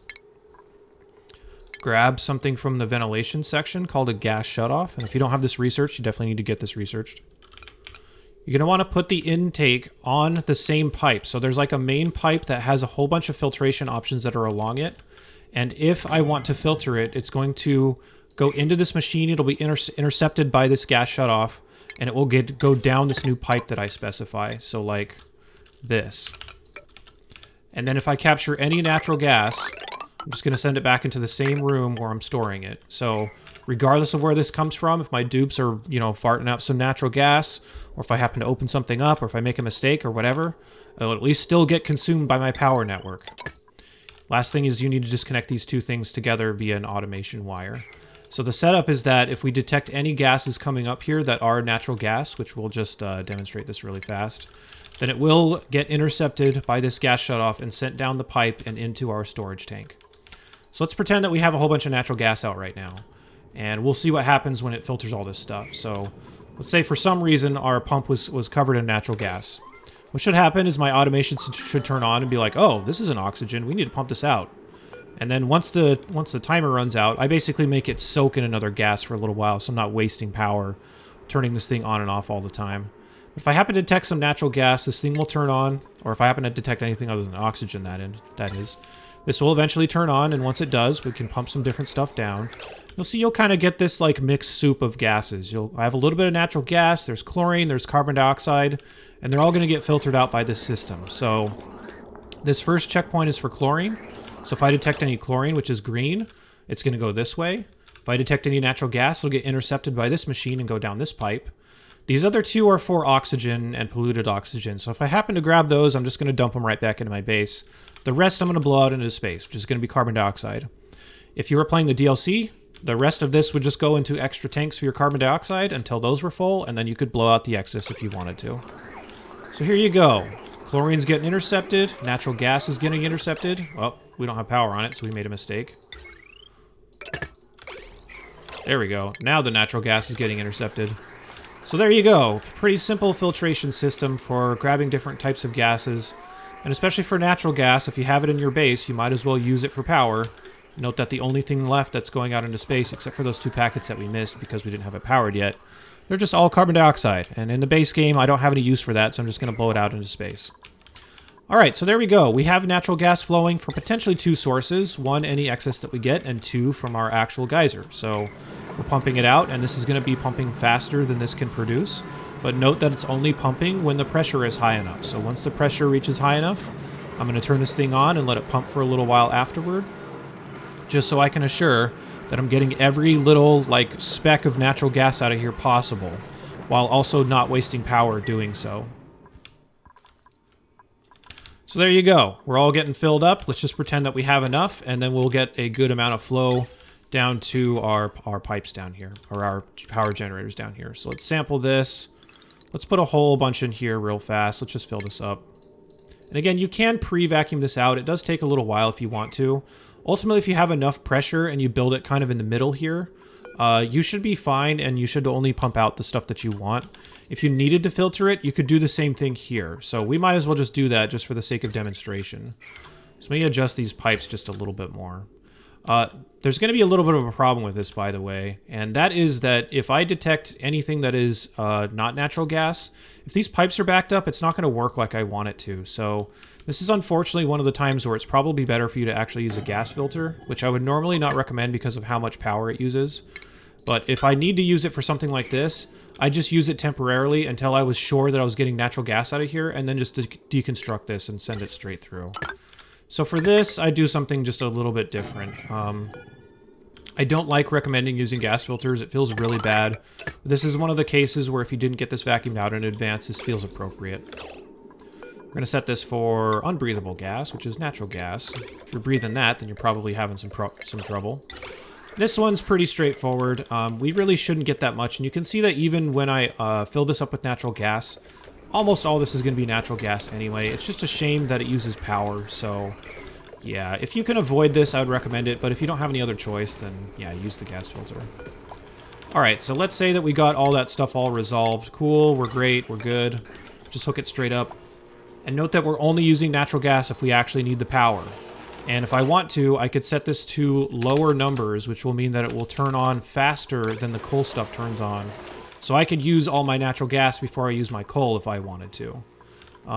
This is definitely very important power setups. This is also going to cause another problem later on that we'll talk about, and that is that these are going to produce a lot of heat. So I saved cooling for last because that's the last problem that you might have to deal with as a new player in the mid-game. But this is where this is going to start, so this all kind of happens one after the other. Alright, pretty much satisfies us for natural gas. Let's talk about oil. Something that you should be doing... Oh, here's another natural gas geyser, by the way. If it were me, I would be going around grabbing as many as I could of these and hooking them up to my network, but I think you guys get the idea. So another thing you should be doing throughout this is digging down to the bottom of the map as much as you can. And the reason why, especially on the on the Terra asteroids, which is typically where the players are going to start, because it makes sense, it's like the starter asteroid, dig down to the bottom as much as you can. And you'll eventually get to a point where you start hitting abyssalite before you start seeing a new biome that you probably have never seen before, which looks like this. This is the oil biome, or at least that's what I call it. I don't know if that's officially what it's called. But basically, this is where a lot of naturally occurring oil is. This is also a very hot biome. So if you look at the temperatures here, this is going to boil water, which means it's going to boil dupes also. You need to have suits set up before you start coming in here, and the suits are going to be located in the stations category. I'm going to set up a suit line here really quickly. I will probably have a separate tutorial for this kind of stuff to go into a little bit more detail.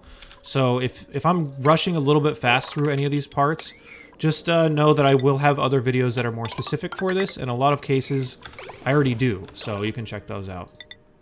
Just don't want to repeat myself too much, but I also don't want to make assumptions that everybody knows what this is.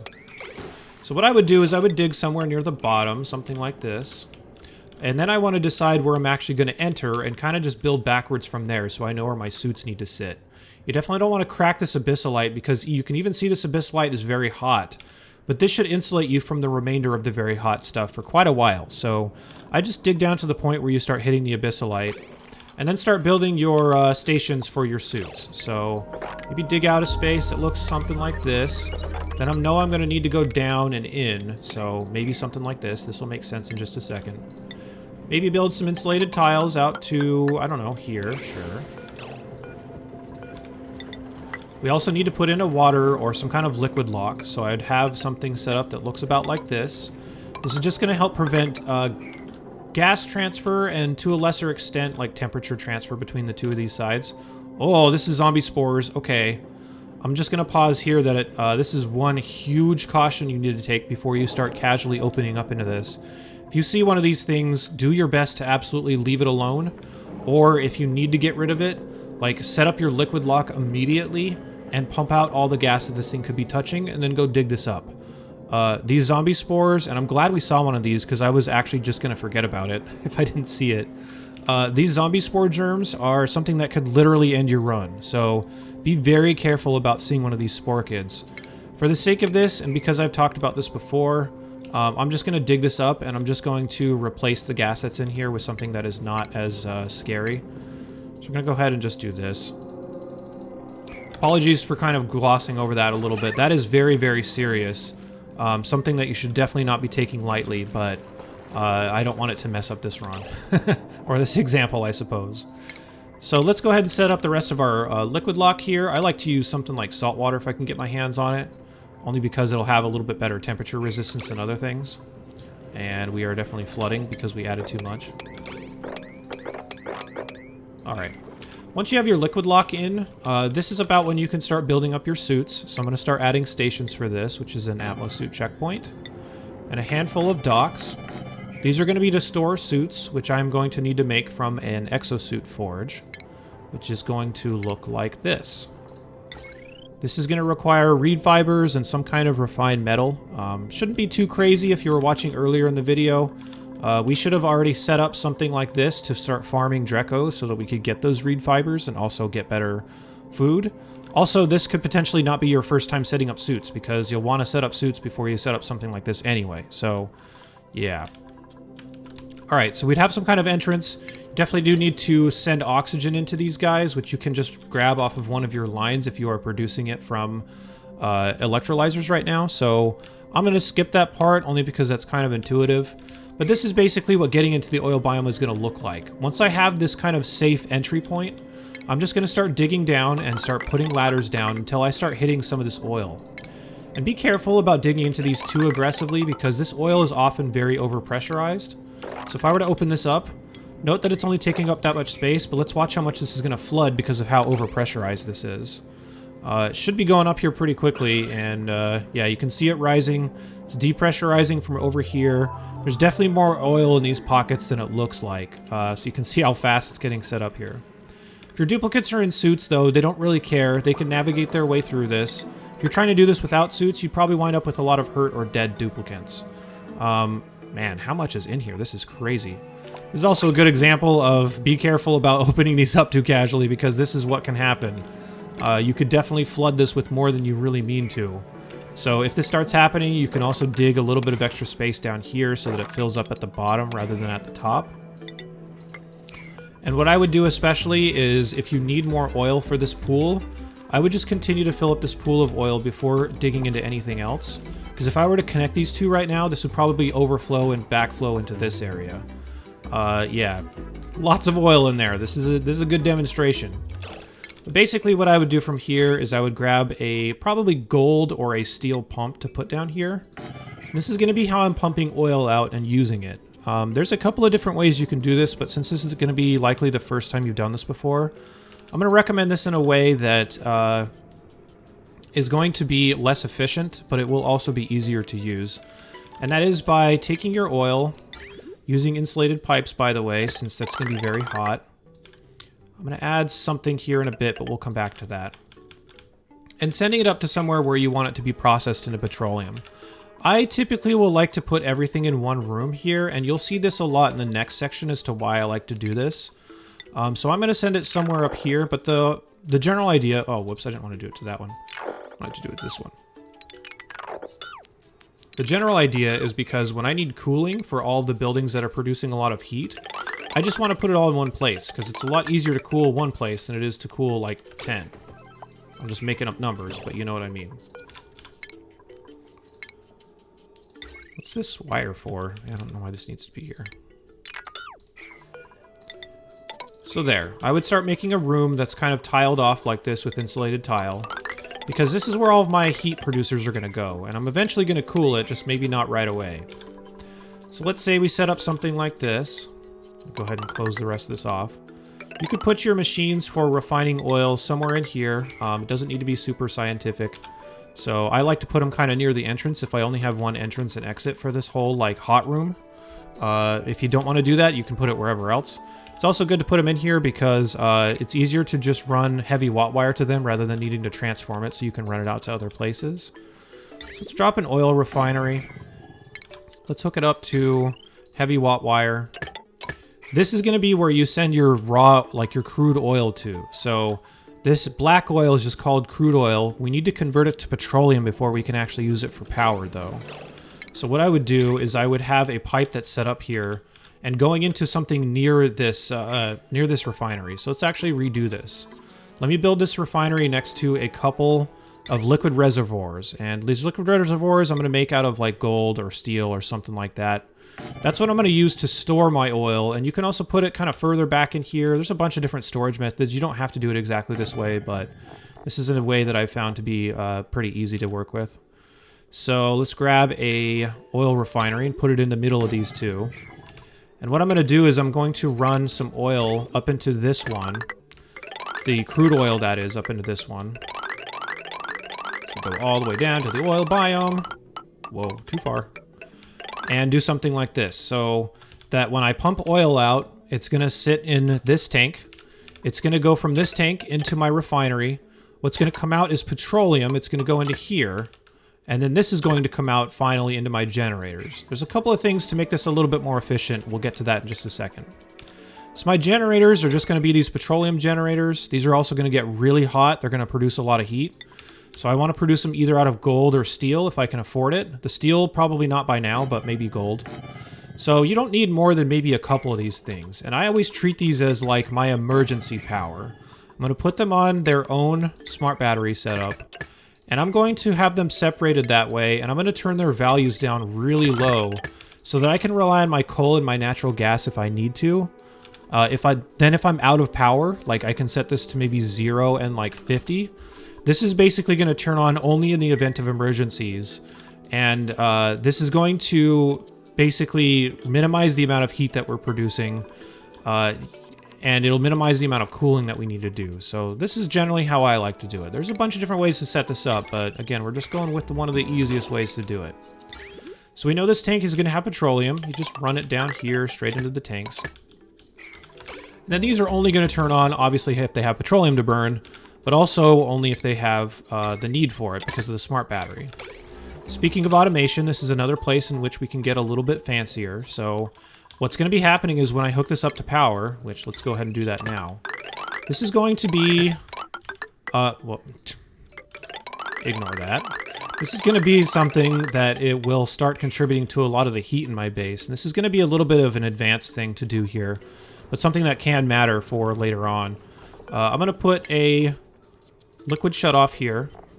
And this is going to make it not actually pump up there unless I need more oil in those tanks. So I do something like this. Hook it up to power. Then the oil that gets pumped from here will stop at that liquid shutoff until I actually need it.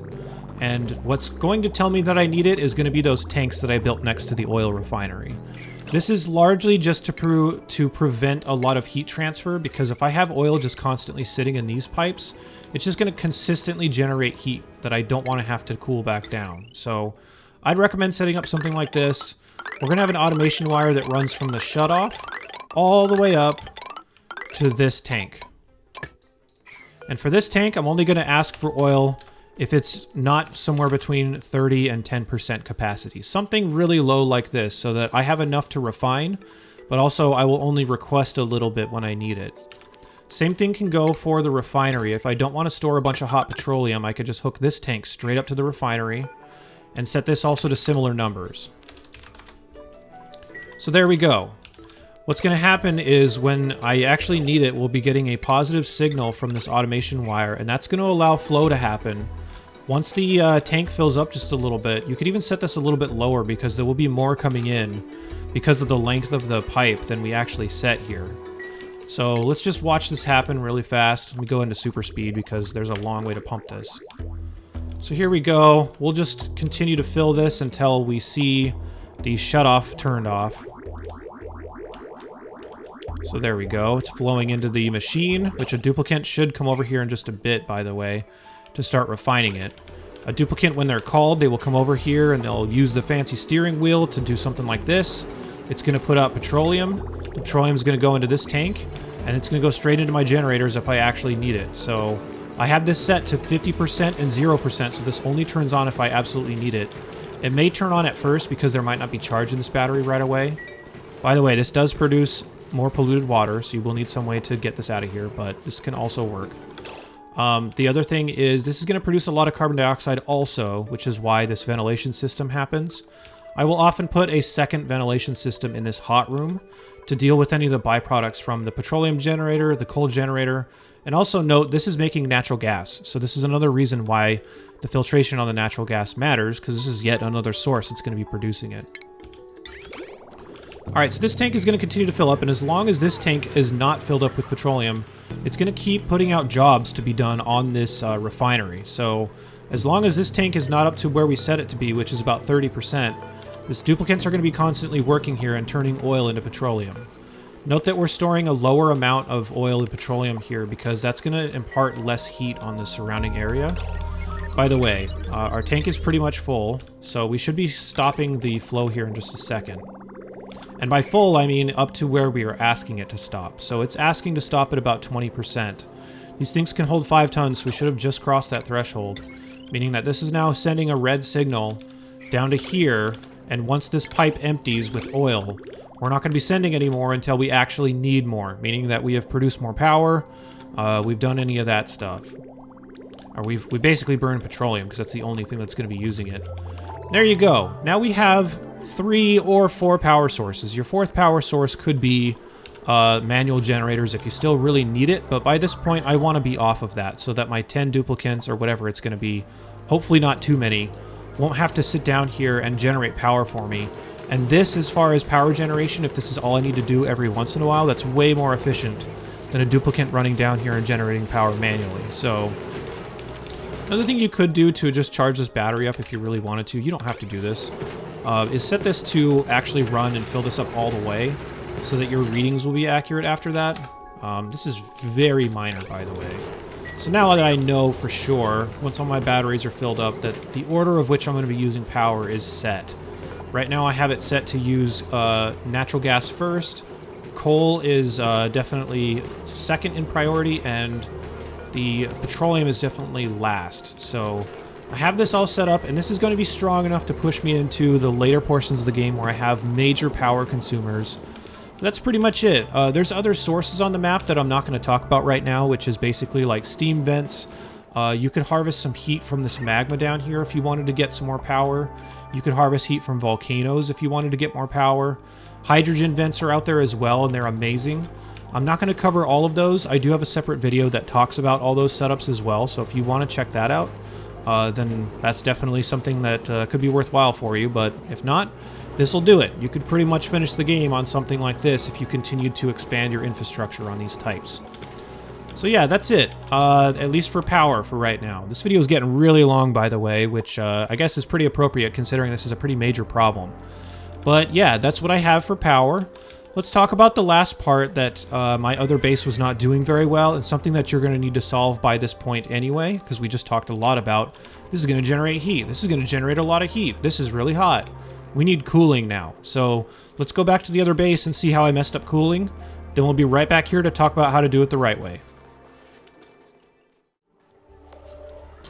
Okay, we're back on the disaster base for one last time. To stop looking at this thing, it's making me sad, but...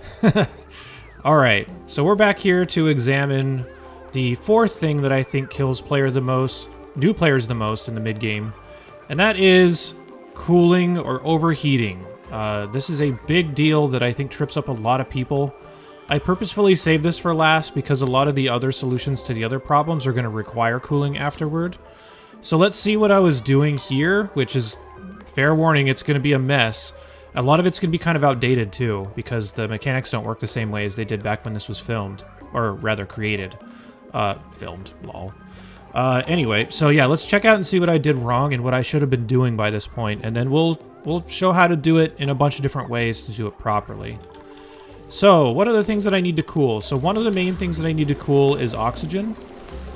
It's very common to be producing oxygen from very hot water. If you can get away with that, with not needing to cool it, then that's awesome, but 9 times out of 10 you're going to need to cool it with something. In this run I was cooling it with Wheezeworts, which was working, but the problem with this is that they changed the Wheezeworts design to now need phosphorite. You'll notice that they're inside these flower pots right now because you used to be able to do this way. You can't do this now without phosphorite, so I would need to be ranching Drekos or something like that to keep this up. And I don't want to have to run in and out of these rooms, which, by the way, these setups are awful. Just separated by one airlock. That's going to be terrible for heating or cooling. You can see how much is leaking. But yeah, anyway, moving on. The Wheezeworts are not very practical in this setup. I will show a more practical setup, but I would say they're only really useful for cooling oxygen and not much else. You're going to need more heavy-duty cooling for other stuff. This is going to be the same... Oh, someone's dying, just like they did in the beginning. Hey, this is the shot from my top 10 video. That's so funny. On the same file and everything in the same place, so... There you go. Anyway, whatever. Let's take a look at some other cooling. And again, I'm using Wheezeworts here. I'm using Wheezeworts to try to condense this steam, which, lol, such a bad option. I don't have any liquid cooling or anything like that, so that's definitely a problem. It's just more so of what I don't have. And honestly, this is one of the last concepts I think that new players pick up in terms of how to deal with as the game goes on. Oh, another person's incapacitated. This is a disaster. All right, let's spare them the horrible death. Oh, I don't have the sandbox on. Whatever, they might die. Yeah, so I'm not using a lot of the cooling options that I could. I could be in here using some of this ice for cooling, which we'll talk about. But the biggest thing that I don't have, and I just did not have a fundamental understanding of, was cooling using aqua tuners or something like that, which is going to involve steam turbines, and all that fun stuff. So this is a glaringly awful example of how to cool your base. I would not recommend anything that I'm doing in this base as far as how to keep stuff cool. So let's talk about the real ways you'd want to do it in this other good base that we've started up as kind of a simulation. And once we have that, that'll basically complete our mid-game. We'll be to a point where we have a base that I think is more stable, that you could finish the rest of the game with. But let's get over there now and figure out how to do the right cooling. Okay, thankfully we're back on the better base, the one that does not make me sad when I look at it like the failed one like before. Yeah. Let's look at what we could have done on that other one, or more specifically, what we should have done, and some tips and stuff that you could hopefully fold into your own playthroughs. So, this is kind of similar to a lot of stuff we've talked about already. There's a way that you could do things that is not nearly as wasteful or as expensive. So I think there's not a lot of really obvious tips about that kind of stuff, but I would just say when it comes to cooling, try to stay focused on things that are going to be a less heat-producing solution. I'm just going to say that vaguely because there's nothing immediately obvious at this stage of the game, other than like building things out of insulated tile if it's going to be holding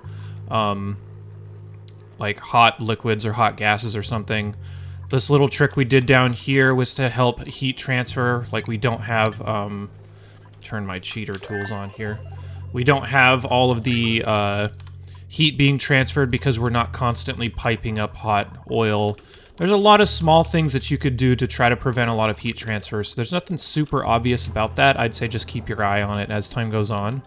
As for actual solutions, the bristle blossoms are an interesting part of this, and the reason that I say this is because we covered earlier in the video how you might be able to manufacture some colder water by grabbing some blocks of ice and dropping them into hot water and therefore making colder water.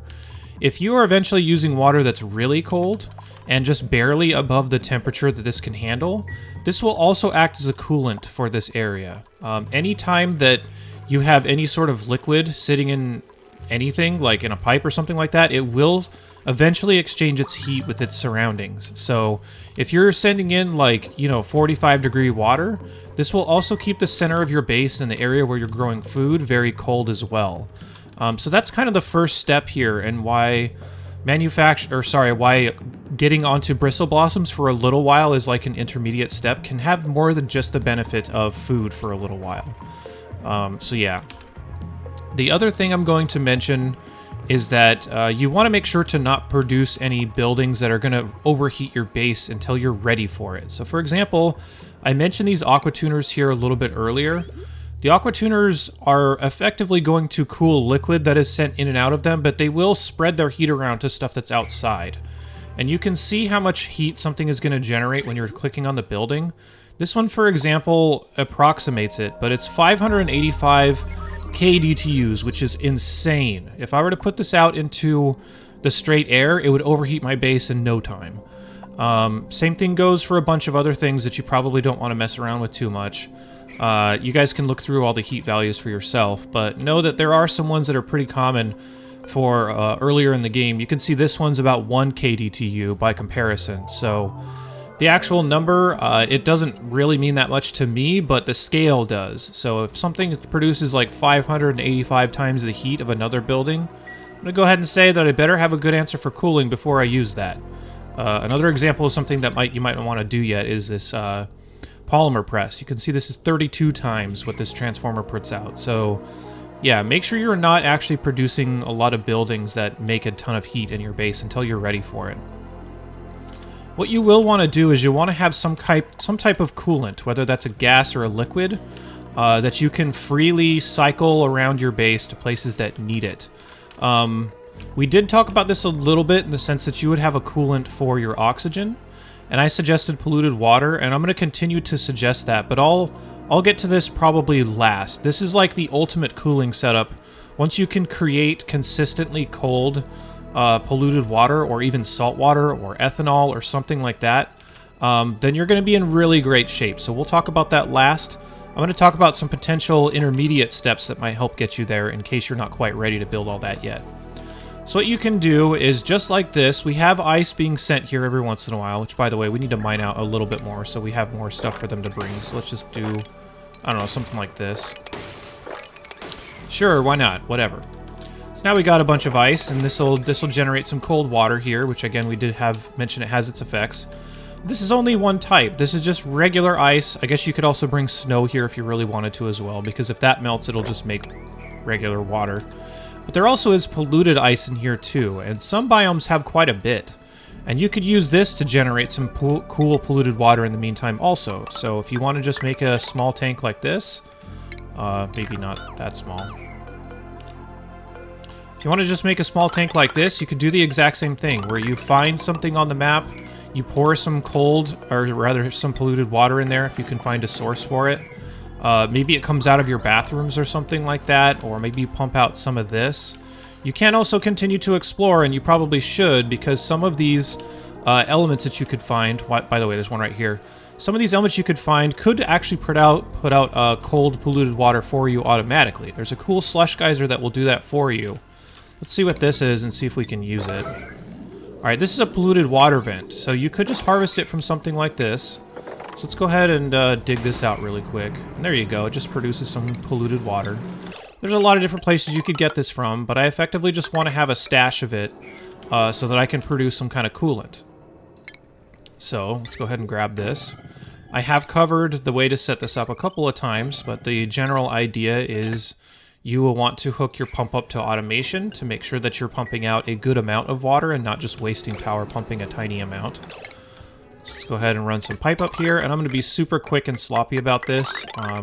This will obviously take a little bit more care and setup in your own runs, but I'm just doing this fast for the sake of time. So let's say we run it all the way over here, and we eventually drop it off somewhere nearby. Oh, we need a ladder so my duplicates can get up and down.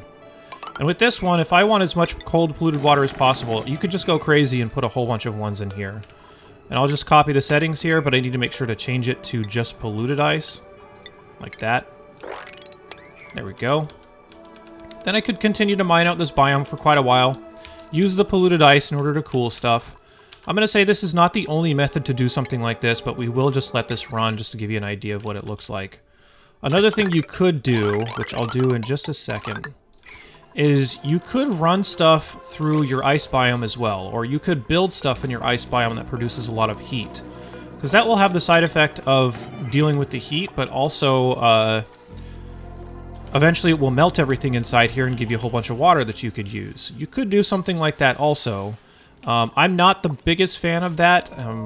Not honestly sure that I have great reasons why, I just haven't done it a ton. Some weaknesses I can see.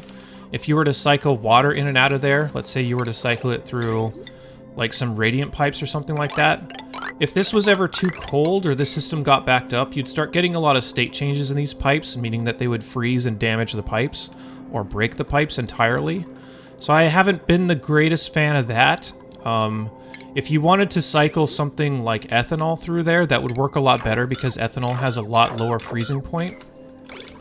And it will never freeze when it's that low because ethanol's freezing point in Fahrenheit is like -173 or something like that. It's really low. This way I've found to be very simple and actually quite elegant over time if you can just circulate that. I'll show you how to build one of those loops in the meantime, but I'm just going to go ahead and spawn some water here so we can get the system up and running. I need my sandbox tools on as I'm like poking around. Alright, here we go. There. So now that we have enough, I'm going to go ahead and pump it out. We're going to send if it's above, I don't know, 150. Sure, why not? And then if we pour some of this water, it could be really hot polluted water, it could be colder, it could be whatever. Once you send it in here, you're going to have something like this. It'll eventually produce enough polluted water for you. And then if you need to cool something, one thing that you're going to want to cool pretty soon is this room, because this room's going to start getting really hot. What I would do is I would start off by building some snaking pipes through here. So maybe even along the tiles, because it'll impart a little bit more energy into it. So if I wanted to do something like that, I could run some radiant tiles or some radiant pipes down here like this. Maybe I want to rebuild my petroleum stuff to not be inside the tiles like I was before. So you might just deconstruct this or something like that. We're going to go ahead and mop up all this stuff too.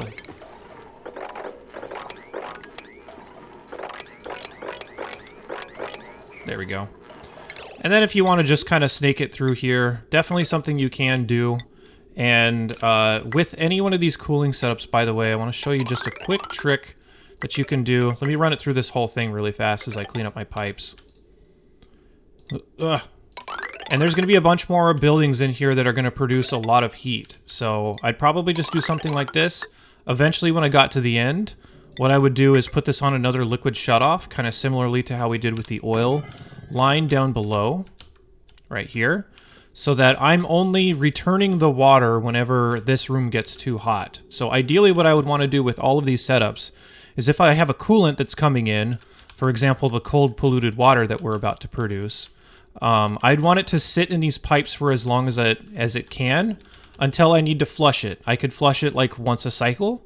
I could flush it when the air got too hot. I could flush it for a lot of different reasons, and I'll kind of just leave that up to your discretion. I've done it in a whole bunch of schemes, and honestly, they're all pretty good, as long as you have water that's cold enough. So I'd say just pick whichever one you feel like. But the idea of keeping it in the pipes like this is that you're not spending power constantly circulating it all the time. You're only spending the power when you need to replace it. So that's kind of the idea behind that. Let's set the rest of this up once we get enough in here. And I'm going to probably fudge this a little bit and add some cold polluted water once we can actually see the effects. We're getting a lot of ice here, by the way, so should be producing some, but still we don't want to sit here and wait for ice to melt before we actually have anything usable. So I'd send it down this, maybe down like that.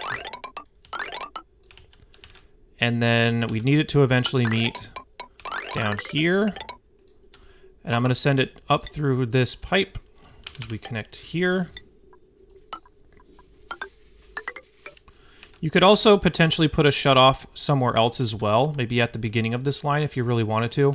I haven't typically done that. I've actually somewhat enjoyed all the random cooling that I get from sitting in pipes like this. It won't be tremendous, but it eventually will make a little bit of a difference throughout your base, so I don't know. I've always been okay with that. This is the pipe that I'm using to send it back to the same place. I could actually send it back. Let me actually delete most of this. I could send it back in the same pipes that are already sending me water. So if I wanted to do that, I could just set up something like this and send it in there the same way. So I probably want to pipe it like this. Yes. So that I can assure that I'm returning the water rather than getting new water. I realize this all sounds very funny, but it's definitely a thing. And then I would probably delete this here.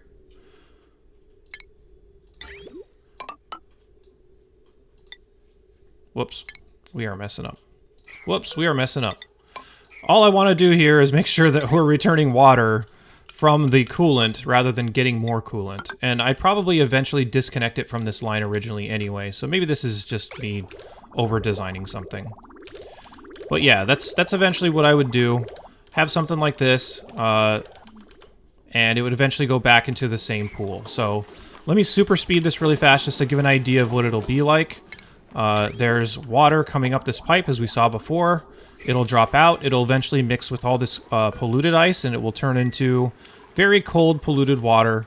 And then when I need it to go to a place that I need to cool, it'll just sit in those pipes, it'll cool the tiles, it'll cool everything around it, and it'll be good to go. Let's just cheat a little bit and kind of spawn some water in here. Let's say we got this water down to like 40 degrees Fahrenheit, which is a good temperature. Say you have a pool like this. This is how... Oh, I need to increase the volume. Lol. Let's say you had a pool like this. This is how you would at least generate and for temporarily maintain this pool of water that we talked about earlier, that you could use to keep whatever you wanted cool. For this pool, you could always cycle water in and out of this central place, or you could also just ship some polluted ice down into here, or you could continually run the polluted ice into here from like this biome if you wanted to do something like that. So this is a really cheap, like basic way to do something like this if you've never done this before. But the effects that you get is, there's going to be water coming down here, and they're just going to sit in these pipes for a little while. Let's hook this up to something that will eventually flush it, and like I said, I've done this before, where I just basically flush it like once a day. So let's just put it on like a timer sensor. It's a little bit easier to understand than a cycle sensor. And let's just say we'll change it to the mode of cycles. I want it to sit in these pipes, meaning that I don't want flow on this for about a full cycle. And then we'll turn it on for, I don't know, 0.15 cycles or something like that. No, maybe more than that. Maybe like 0.3. Yeah, that's probably good enough. I just want enough so it'll actually flush all the rest of these pipes. But we're going to watch the temperature in here really change. In here, it's already pretty warm. This is definitely warmer than I'd be able to grow food with or something like that. So the coolant is just going to be chilling in these pipes for a little while. And if we hover over what's actually in here, there's already pretty warm polluted water, only because it's already done its job of exchanging some heat. So if I wanted to flush this manually, I could also do that. You could set up like a switch to do it for you if you wanted to quickly switch it out. And we might just have to super speed this just to make sure that we're getting the effects that we want. But we should see the temperature start to change. It's already getting a lot colder right here because this is initially where it's coming in. Let's just super speed it and kind of watch the change happen over time. And yeah, there we go, starting to get really blue. This is turning green, definitely getting colder. This is all turning yellow. So we're getting great effects here. And I'm going to turn the manual switch back off so that we only cycle it every once in a while just to conserve some power. So that when this is not cycling, we're not spending power pumping this anymore once the whole pipe is full. This also means that we could distribute it to more places with just this one pump if we're not having it constantly flow. But this is the idea that I'd want you to get used to, is pipe some kind of cold liquid through something and find a way to maintain that cold liquid. Let's talk about a more long-term way to do that. And then I'll talk about some other options if this is a little bit too intimidating for you that may be a little bit easier. Or at least they were at least solutions that I found out about first before I started using this final solution.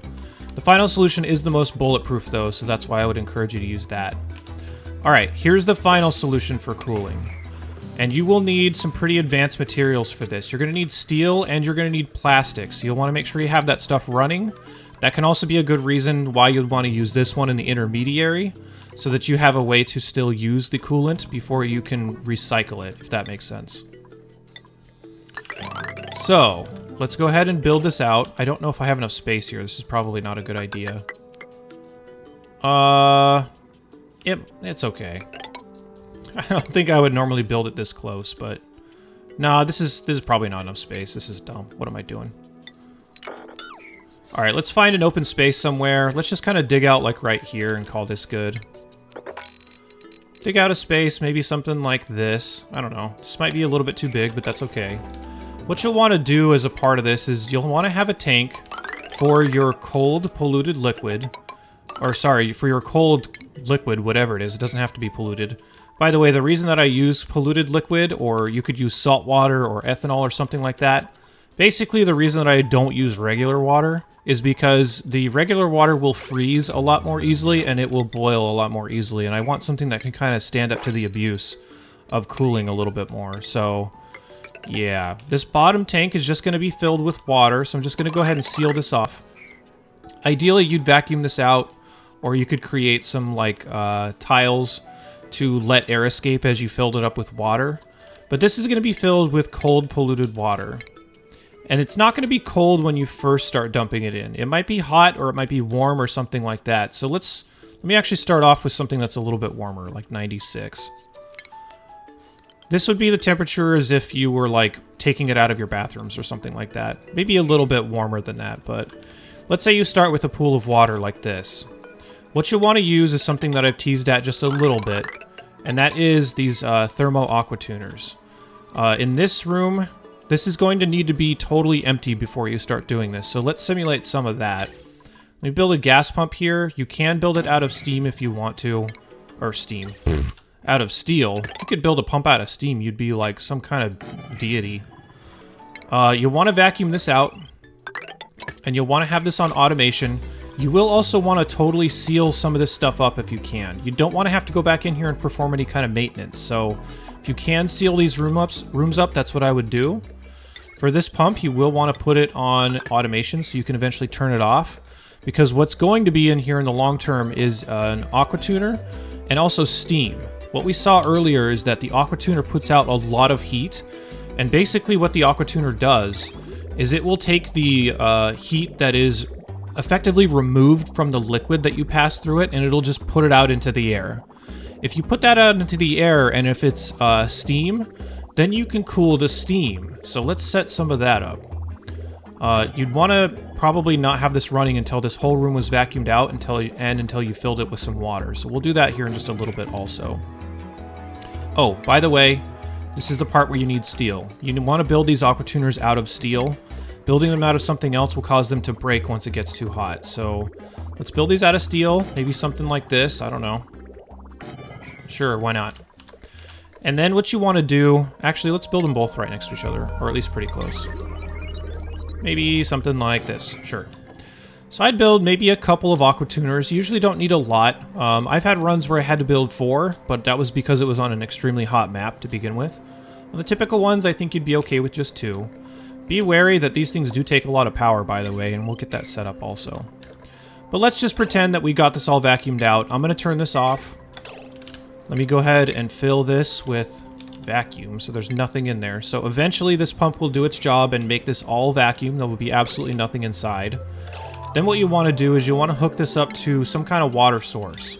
Ideally clean water, but you can really pour any kind of water in here that you want. So I would probably want to put it at the side that the Aqua Tuners is on. That doesn't really matter, but that's just kind of what I prefer. And just because we don't have a pool of water, I'll just use this.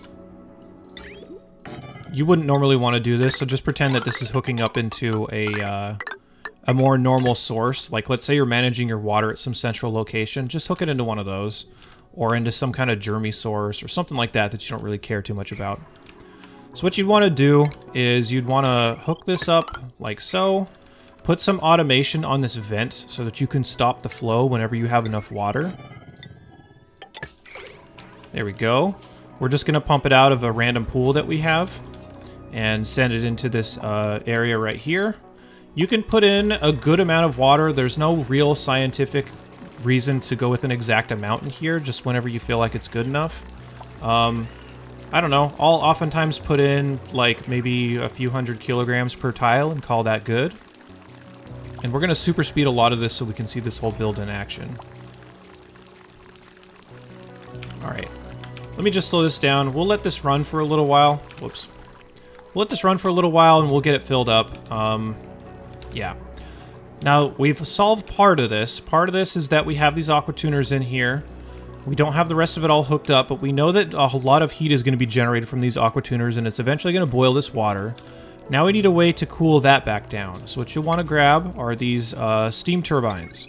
I'd probably match it 1-to-1 with the number of Aqua Tuners you have, just to be safe. So I'm going to go ahead and drop 2 of them.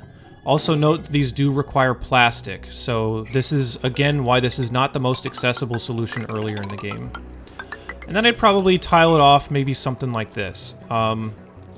If you want, you can vacuum out this room. I don't really care that much. What I eventually want to have in here is a lot of hydrogen, which can be a byproduct of producing oxygen. It's also, it's so accessible that you might as well put some in here, but the reason that I want hydrogen is because it's going to be able to conduct heat pretty well. This is also not super essential. You could just use a small layer of liquid on here, like a small layer of like water or oil or something like that, and then use that to cool stuff. I'll show you the rest of the cooling setup here. That's not like the whole setup, but I'm just talking about the medium to conduct heat. It's not that big of a deal. If you overpressurize this too, you could even overpressurize this with something as bad as like carbon dioxide and it would still be fine. So I only use hydrogen because it is accessible, you don't need a tremendous amount of it most of the time, and it is a good heat conductor. Alright, this is fine. Let's go ahead and turn this off and not send any more water in here. What you'll want to do from these guys is once they suck up some steam, they will put it out as water, and since I don't want to continually pump water back in here, I'm going to have it dump out into a different, or right back into the same pool. So I'll just create a second outlet like that, so that when there's steam in here, it'll get sucked up by the turbines, it'll get turned into water, and then dump right back out. So you've effectively got a loop here that's going to be dealing with a bunch of heat. And now the last step is to kind of hook all this stuff up. We'll deal with cooling these off in just a second. But let's hook up how we're going to actually maintain the temperature of this water. You can already see it's pretty hot, but let's see what happens when we make it colder. So what I would do is I would have a place where I know water is going to be incoming, maybe on this side. And then before it got too far along, I would put a bunch of pumps in the way that would connect to different Aqua Tuners. Since we only have 2, I'll just destroy these last 2 just for the sake of it. I would want to put this on a thermosensor to detect if the water is hot enough for me to actually want to cool it. And then I would drop some vents, something like this. Probably destroy some of this water just because I don't want to overfill this. Otherwise, this will not flow like I expect it to. And then what I would do is I would run a pipe from here up into the Aqua Tuner, and then back out, back into the same place. Let me see if we can...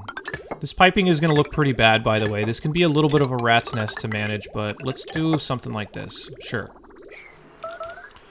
Then we're going to need to hook this all up to... Oh, I'm at a food shortage. Lol. how about we just spawn you guys some food just to hold you over for a little while. Berry sludge. Woo! And we're also clearly not producing enough because I never went back and actually created critters for them to ranch. Sure, whatever. Alright, so now we just need to hook up some power. So you can put this inside the same room if you want to. You don't have to. It doesn't really matter that much.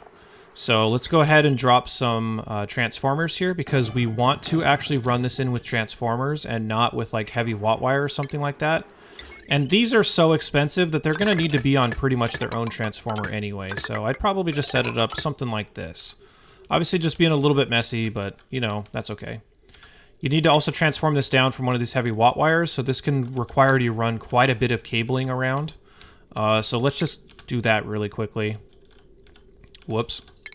Deleted a ladder. And maybe a pipe. Oh man, what did I do? Yup. And an automation cable. Oh, I should not have done that. Alright, whatever. Okay, so let's run some heavy watt wire. Let's make some bridges so that we can actually run it to where we need it to go. This is also going to be important to hook up to your steam turbines because these steam turbines, in addition to cooling, will actually produce power for you. They are very strong. So this is why this is kind of like the ultimate solution for cooling in the long run. Sure. Let's just run it down here, I guess. This is just going to be really messy. Normally not be this messy, and I'd put a little bit more thought into how to do all this stuff, but since we're going fast and just trying to do it, we're just going to do it this way. Alright, so we'd run it in like that. You'd want this to eventually connect to the heavy watt wire, so you will need to keep one space open for one of these heavy watt joint plates. Run it in like this. Connect it to the steam turbines. And then let's finish this bridge. And there we go. This is going to detect if our water is too hot. So if this is anywhere above, let's say like 45 or maybe 40 degrees Fahrenheit or something like that, which you can see in Celsius if you wanted to do the translation. I'll switch, I know, I will eventually. So let's say if this is anywhere above 40 degrees Fahrenheit, we want it to go to the aqua tuner, and we want the aqua tuner to spit it back out into our pool of water. So we can see the water is going in at about 93 or 34 Celsius, and it's coming out at a fixed temperature lower than what we passed in. So we've already cooled a whole bunch already. Any heat that this generates, you can see how much it generates if you click on it. This is an approximate value, but it's going to generate a lot, and it's going to heat this water up really fast. Just looking at the water, it's that bottom square. You can see how fast it's heating this water up, and it will eventually turn this all into steam. And as long as this water is too warm, we're just going to keep going on this loop for quite a while until we have the water that we want. When you have the water you want, you can put it down at this end of the tank. The idea is that any hot water is going to be dumped here. It'll get cooled before it's allowed to pass all the way down. And then it'll get pumped out to the things that we need to cool, which we'll set up here in just a second. So just already, we started this water out at about 98, 96, something like that. The water that's coming in is already cooling down quite a bit. It's already dropped by nearly 10 degrees Fahrenheit. So these aqua tuners are really strong. And especially when combined with these steam turbines, they're great. They just take a tremendous amount of power, so make sure you have enough power to push this first. So let's hook up this. This is going to be water that will eventually be cooled, but let's just hook it up for right now. The last thing that we're missing here is that these steam turbines, they will also generate heat from doing this process, and they will generate an equivalent amount of heat from whatever they kind of suck up, muted quite a bit. The idea is that the hotter steam that you're sucking up with these, the more heat they're going to produce. And you need a way to actually keep these things cool so they don't like overheat and shut down. So I would do the same thing that I did with something like this. Snake some pipes through, let it sit in the pipes, let the cold water just kind of chill and cool this place. By the way, here's the temperature of this now. Looking pretty good. Not amazing, but it's looking pretty good. It'll eventually cool down to the point that it's like colder than the rest of your base, more than likely. Still doing pretty good. You can also flush it more regularly if you feel like you need to, so let's just do something like this. Maybe we'll flush it roughly half the time and let it sit roughly half the time. You can kind of play around with that. That's going to be the same idea here, though. So I want to set up some pipes that are going to store some coolant for me. So let's say it comes in here. Going to kind of snake it through like this. And then I'm going to put a liquid shutoff at the end, and this liquid shutoff is going to be what dumps it back into the pool when it's too hot. So I'm going to connect it down like that and dump it back into the pool. I'm going to send it in like this. So when this shutoff is needing to flush the water in here, or if it needs more water, it'll get pumped up through this pipe. It'll just kind of sit in the air right here. And then whenever the air gets too hot, I'm going to use a thermosensor for this. I'm going to flush the pipes. And I'm also going to put this on a buffer gate, just so I can assure that the whole room gets flushed every time that there's a problem with how hot it is in there. So let's say if this room ever gets above, like, I don't know, 100 degrees Fahrenheit or something like that, or maybe even 80, just so it's kind of similar to what the rest of my base will be, then we'll flush it out, and I'll make sure to flush it for about 30 seconds. There. So now this should be pumping out water. It's going to pump out hot water for the time being, and that's going to be okay. Eventually this will cool down. I'm just going to run this on super speed for a little while so we can kind of see the effects. Also note that this pool of water is kind of not renewable. Once the ice melts, which we just saw, by the way, you're eventually going to run out of ice, which means you're eventually going to want to switch off of this and on to something like this. So what you can do when everything gets... like when this runs out, or when this is at least up and stable, you can start replacing any existing things you had cooling with this flow of liquid. You could even have it flow up into here as well, and just pump it out if it ever gets too hot using a new pump, or you could just snake pipe through here also and use the exact same method that we were using for this. So there's a lot of different cooling methods that you can use, but this is like the final boss of cooling for a good reason. You can see the water in here is getting very hot. I think when it came in here, we should know, it was at 80 degrees Fahrenheit. It's already at 157, so this will eventually turn into steam. And the cooling that we're getting, you can kind of already see the effects, sitting over here at about 98 and in here at about 80. And this is just going to continually cycle because our water's not cool enough. So I probably wouldn't hook this up immediately this way, but I think you'll get the idea. Let's just pretend like we've already generated all the steam here, so I'm just going to fill this up with steam so that you can see the steam turbines running. Let's fill this up with like 50 kilograms per tile at like 300. So there we go. Once you have steam in there, this will eventually boil off all that water.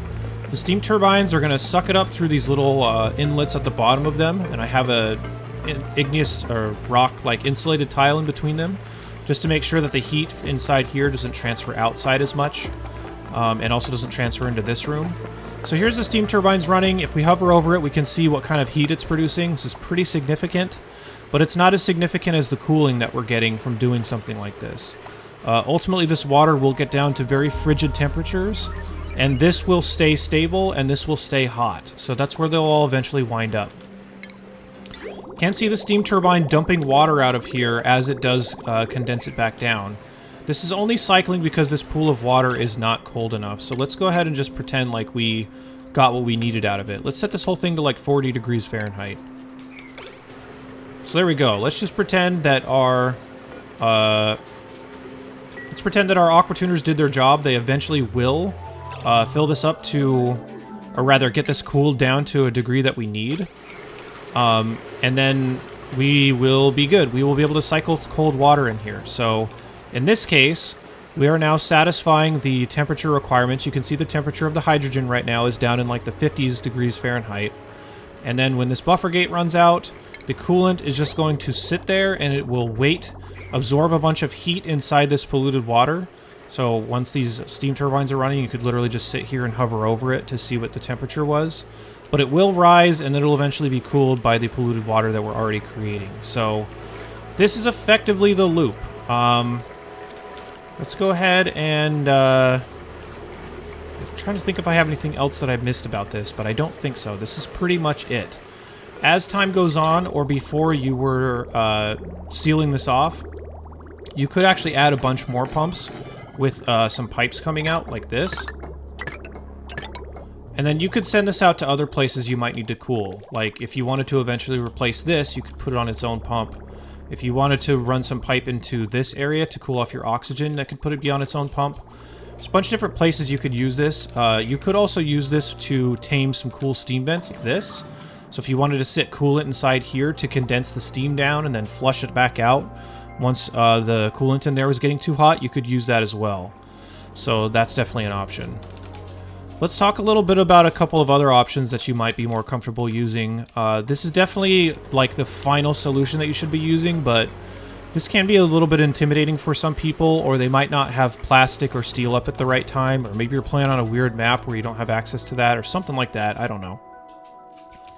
There are a couple of other solutions I'm going to mention here really fast. One of which is one of these, if you can find these in the ice biome. This is a thermo nullifier, and basically the way that this works, I'm just going to do this really dirty, and then we'll come up with a little bit more reasonable example after that. So these are going to take hydrogen. So let me run some hydrogen over here really fast. And when you send hydrogen into these, they will just cool whatever is around them. So I'm going to go ahead and send it in there like that. And it's just going to cool whatever's around it. And this cooling factor is okay. It's not great. You are having to spend hydrogen on this, which is also not great because you ideally want to spend that on producing power. But it's an option. So let me go ahead and destroy some other stuff here and kind of show how you might want to set this up. So maybe you want to set this up in a way that you do something like this where you wall it all off, and you could put some hydrogen or something like that in there. The key here is that you want to cool something that you're already piping. So if you're already piping water that you might want to cool, or if you're already piping some oxygen that you might want to cool, you want to pipe it through this room and not like cycle the contents of this room. Otherwise it's very wasteful on power. So let's say you have something like this. I'll clear the floor. Let me dump in some hydrogen in here as well, because again, this is one of the better gases for heat transfer. And I'd probably want to overpressurize this quite a bit. So what I might do is I might do something like this. Put a high pressure gas vent along the same line where the hydrogen's coming in. So the hydrogen just gets dumped into the room until it's overfilled. And then this thermo nullifier will just cool whatever is in here. And it can cool stuff down to its condensing point. So you could potentially cool hydrogen down to super, super low with this thing if you really wanted to. There's not a real practical way to do this, but if you want to do that, you could. Condensation point is negative 421 degrees Fahrenheit or negative 252 Celsius. It's ridiculously cold. That's not what you would want to use it for, though. I would probably want to use it for if I had some water that I needed to cool or something like that. Like maybe I wanted to cool regular water. I could send it in this way or send it in through some regular pipes. But you do run the risk of freezing that water and screwing it up a little bit. You could also use this for if you wanted to grow like nosh beans or sleet wheat or something weird like that. You could do that. You could also use this for your oxygen also. So rather than having your cooling flow through here, I could just have it flow through somewhere else. And I could have it flow through this room. So let's do this. Again, you do want to be careful with these things because state changes are always possible. So I'm going to let you play around with these if you want to, but I don't recommend these for a handful of reasons, and yeah, the state changes is definitely one of them.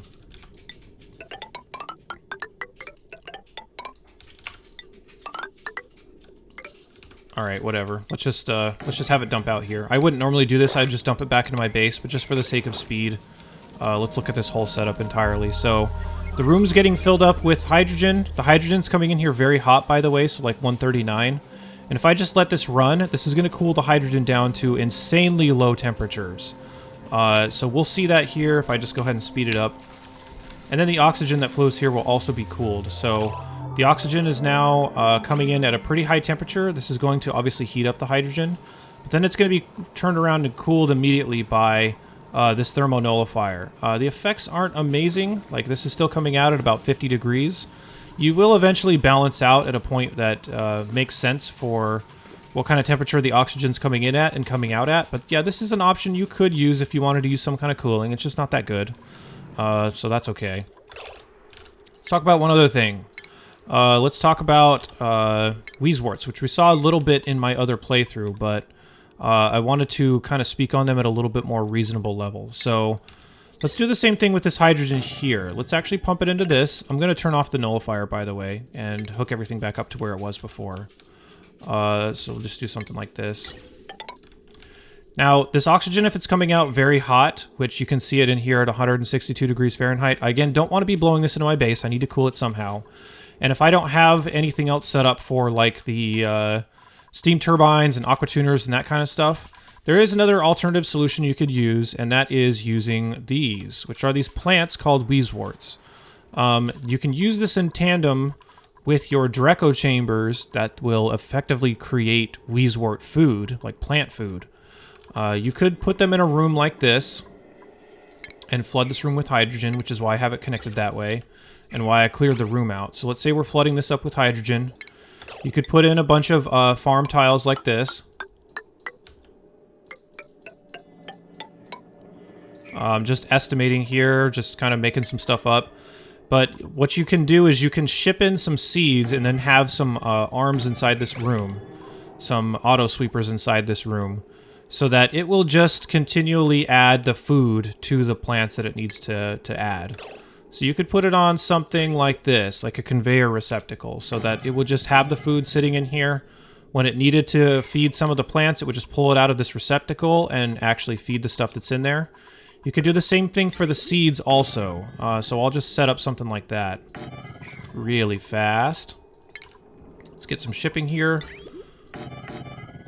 This one's going to be for the phosphorite, which is what that plant food is. So let's look for this. It's going to be in agriculture. Not fertilizer, phosphorite. Let's have it run down and kind of equally distributed between the two sides. So something like this, sure. And then the other one is going to be for the Wheezewort seeds, which we will grab in just a second.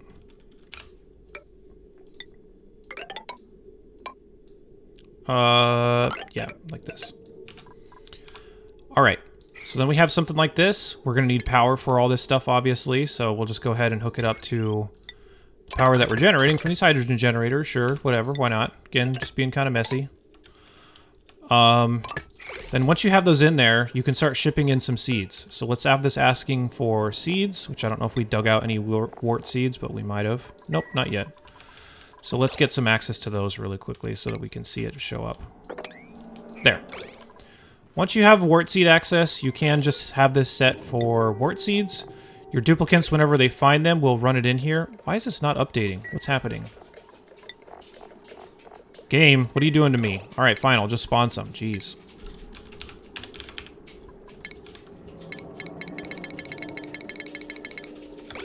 There. You can set this for manual use, or if you have a way to ship it here automatically, that would be better. We'll just set it for manual use for right now, considering we have duplicants that can use it. So if you set it this way, duplicants will eventually come up here and fill this thing up and start sending seeds in. So we'll do something like this. They'll send it into the receptacles, which will go down like that. They'll just kind of chill there. Then whenever this is asked for, you could just be like, hey, I want to plant a wort seed here because it's too hot. There you go. Same thing with this. There you go. And then if you wanted to start putting phosphorite in here, which I'll just have it asking for it at a pretty high priority. We want to set this for manual use as well, or we could ship it in here automatically. Duplicants should show up in a little bit to eventually get this all loaded up with plant food. And if we have the hydrogen sitting in here, the Wheezeworts will actively cool this hydrogen, because that's just the effects of what they do. And then that will keep the hydrogen cold enough so that it will cool down this oxygen that comes through here at a very high temperature. So that's effectively another solution. Let's just get this all up and running all the way so that we can see what it's like. And I like to also set it this way so that if I need to add more, they can just be sitting in these receptacles and I could just have them grab it and load it in there right away. Duplicants, what are you guys doing? Why are you not bringing me phosphorite? We could also just spawn some inside there for the sake of it, but I do want to see this whole thing in action. There, give me some phosphorite. Tired of waiting, guys. Alright, they should eventually load this. Let's see what's happening in our other places, by the way, now that we have our cooling still sitting here. Look how cold this is getting. Aw, yeah, these are supposed to be buildings that are really hot, but we're showing them. It's turning into a nice, cold room. You could also potentially put some shutoffs here and stop asking for coolant if this room gets too cold, but I don't really care if it's this cold. I'll usually leave it like that.